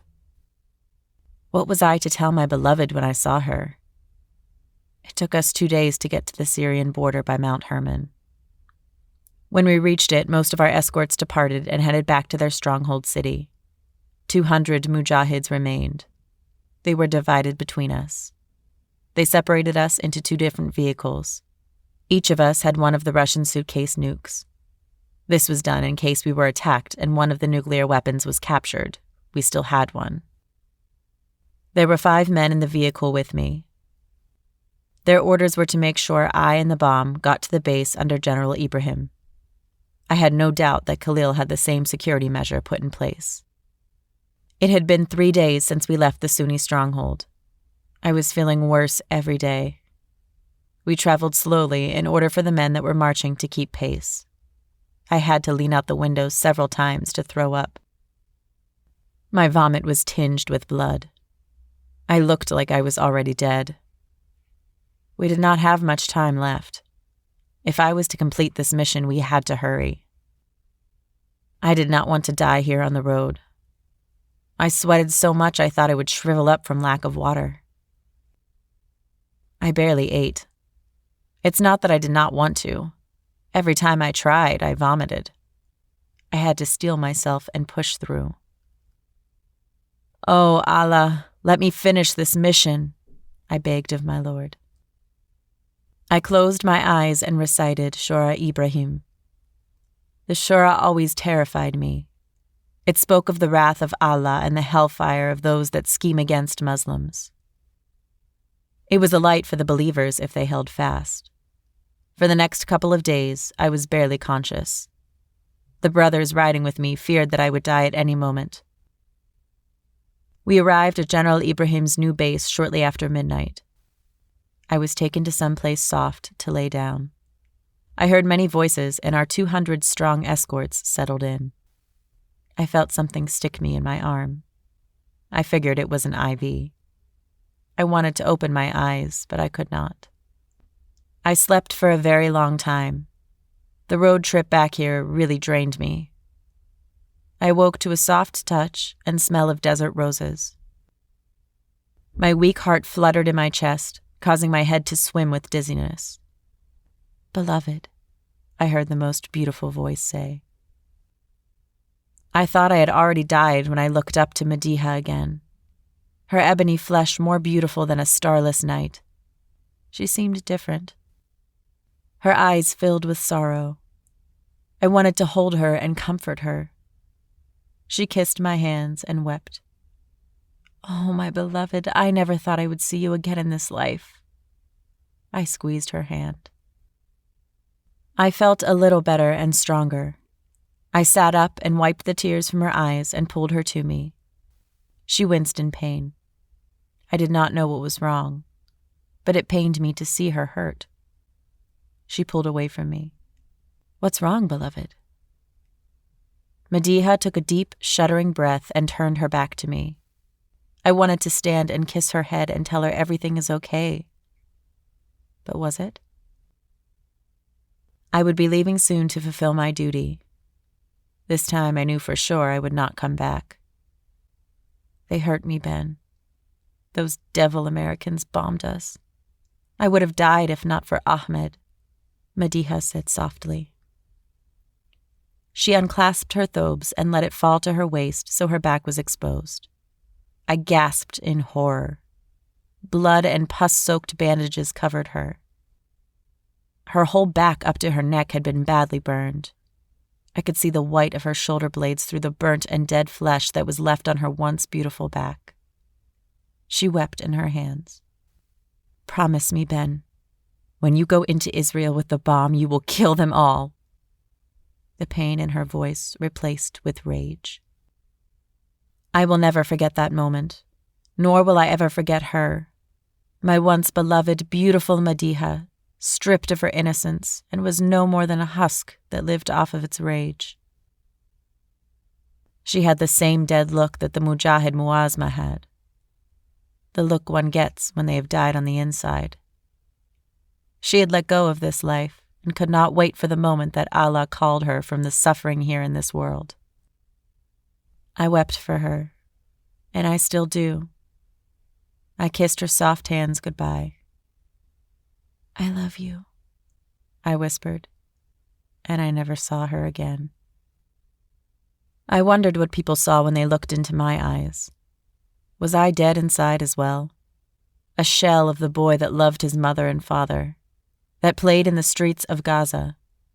I've been trying so hard to hold to my humanity through all this. But each day came more loss, and with the loss more of me vanished. I looked right into the camera. You only have a few moments left of life, Israel, for I am nearing the end of my story. Yaum Akiyama, Judgment Day. I spent another day in bed. They had given me a lot of antibiotics and pain medication. I was feeling stronger, but only just so. I was able to walk on my own. The sun was setting. General Ibrahim stood before me and Khalil. The whole of Lebanon seemed to be behind us. Tens of thousands of armed soldiers stood ready. So this was it. We were going to rid the world of the Zionist and all those Jews that lived in Israel. My people would be able to reclaim their lands. Almost all of the Palestinians had been evacuated from Gaza. The suitcase nuclear weapons were set in front of us. They had been outfitted so we could wear them on our backs. All the soldiers here were from all over. Many of them were from Palestine. They were going to attack Israel with all they had. The Lebanese Air Force and the full force of their military would attack them shortly. The soldiers here were to head into Gaza and kill as many of the Israeli soldiers as they could and set up anti-aircraft weapons. They had tanks and armored vehicles. They were ready, but they were just a distraction. Khalil and I would part ways here. He and his 100 mujahid would go to a tunnel that went deep into Israel and would put them close to the nuclear power plant that was his target. I would do the same, except my target was a few miles away from his. We have waited many years and have endured much, my brothers. Many of us will wake up in paradise in just a few hours. Those that don't will get to see the fall of the great Shaitan's main demon here in Muslim lands. Today will be a victory that has been foretold and will be the beginning of the end for this world. General Ibrahim stopped to take a breath and let his words sink in. The enemy knows something is coming. They know we have amassed a huge army. They know we are going to attack, but they don't know that all of that is just the beginning. Don't falter, beloved mujahids, for you are beloved by all Muslims and by Allah. Fight and die proudly, General Ibrahim shouted. The troops shook the very earth with their cries of Allahu Akbar. I could not help but feel inspired. The hair on my arms stood on end. He gave them the signal and they took off into Gaza. Hundreds of tanks and vehicles, thousands of men marching. The ground beneath my feet trembled. We watched them leave, then strapped the bombs onto our back. It was much heavier than I thought. I had to get help to stand. I embraced Khalil. "Salaam alaikum, dear brother," I said to him and kissed him on his cheeks. "Die well, Ben Amin," he replied and squeezed my shoulder. This may be different for him than it was for me, for I had lost everything. All I had was my beloved Madiha, and they had destroyed her too. When they aired his story, when he spoke, would he mention his family? The way his family rejected him and threw him away because he chose to worship Allah. Would they look at themselves and realize it was their actions and those of many others that turned a young Catholic-born kid into a mujahid? Oppression and hate can kill someone or bring the best out of them.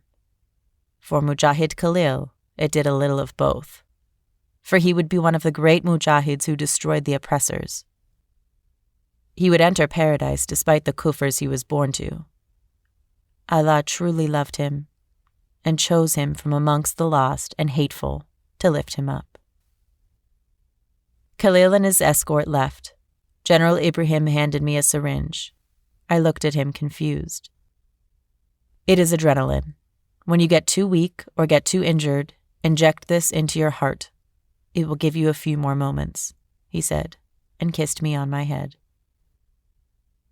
Today I am a proud father, for you have always been a son to me since the day I found you asleep on your parents' graves.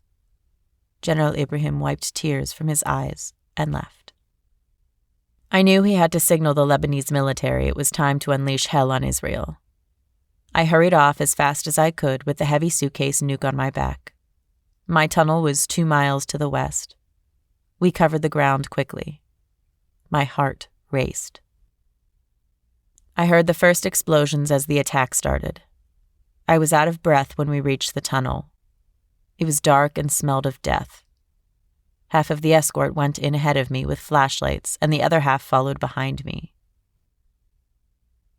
These men were all going to die with me. Their job was to guard and protect me until I detonated. They would not have time to escape even if they wanted to. The tunnel was small, no more than 5 feet in height and half that in width. It looked like it was hastily built. This tunnel went deep into the ground. I gasped for air. I could hear the labored breathing of the men as they hurried through the tunnel with me. The sounds of battle raged above us. Chunks of dirt and stones showered us. But we kept moving. I wish I could see the battle. To see my brothers strike Israel would be a dream fulfilled. To see the looks on the Israeli roaches' faces as they faced real mujahid.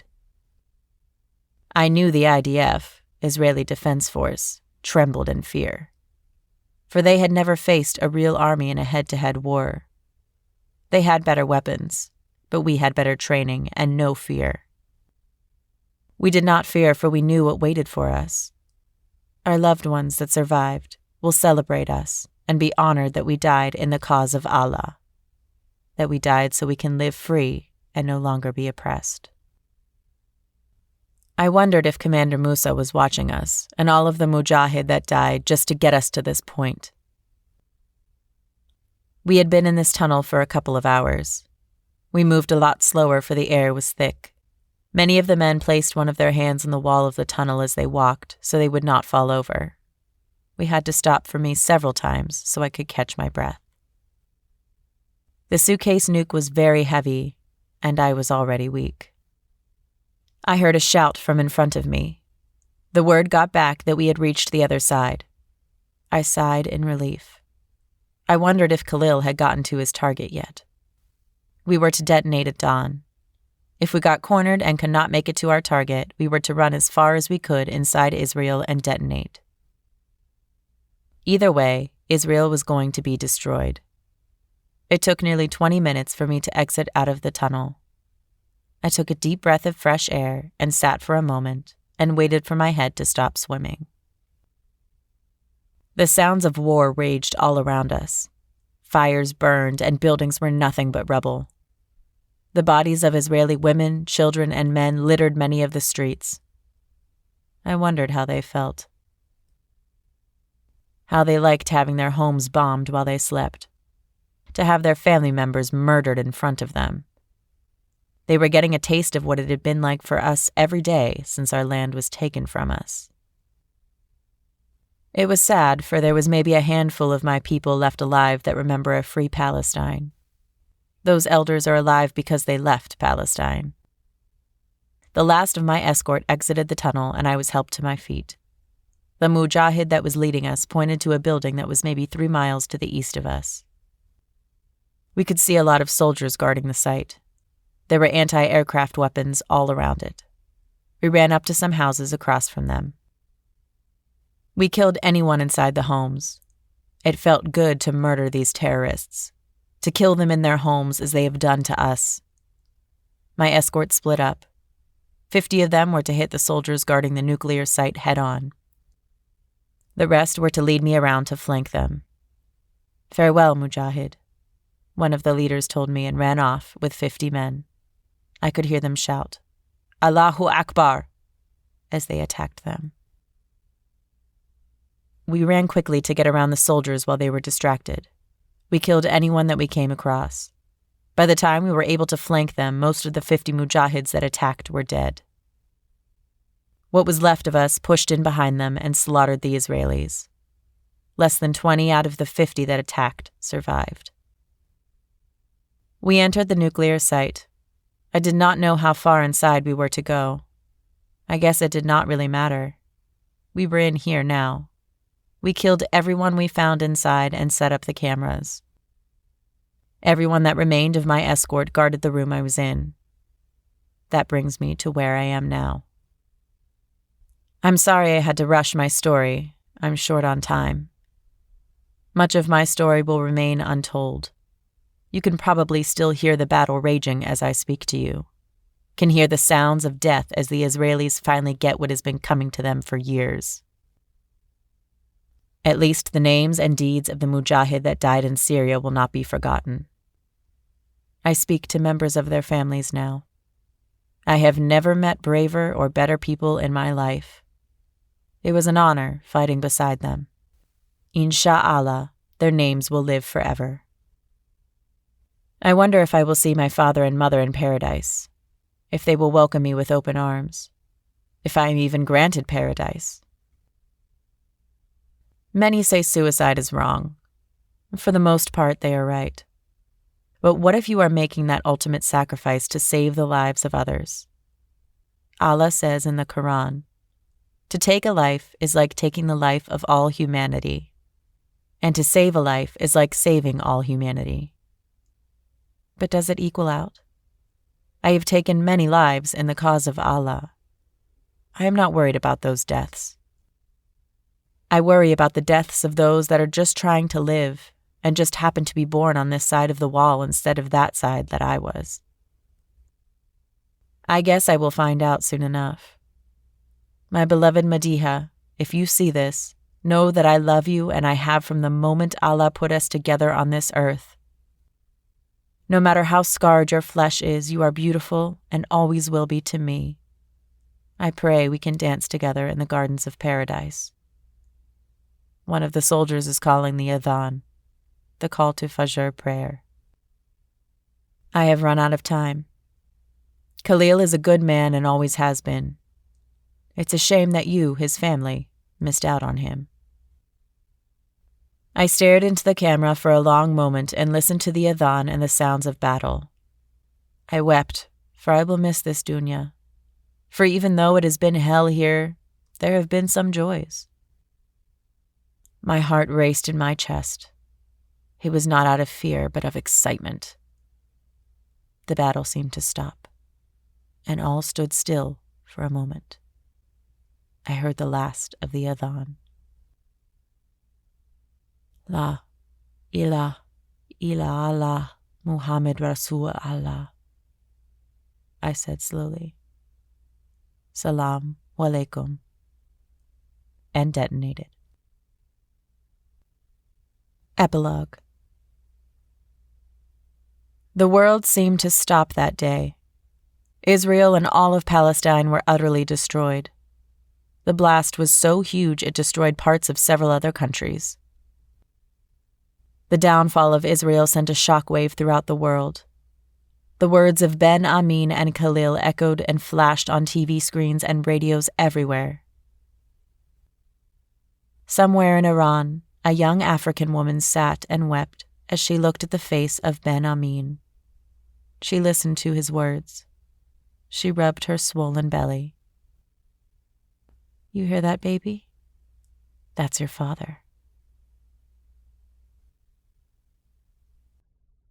This has been Ben Amin, a Gaza story. Written by Jesse A. Macbeth. Narrated by Tessa Markle. Copyright 2014 by Jesse A. Macbeth. Production copyright by Jesse A. Macbeth.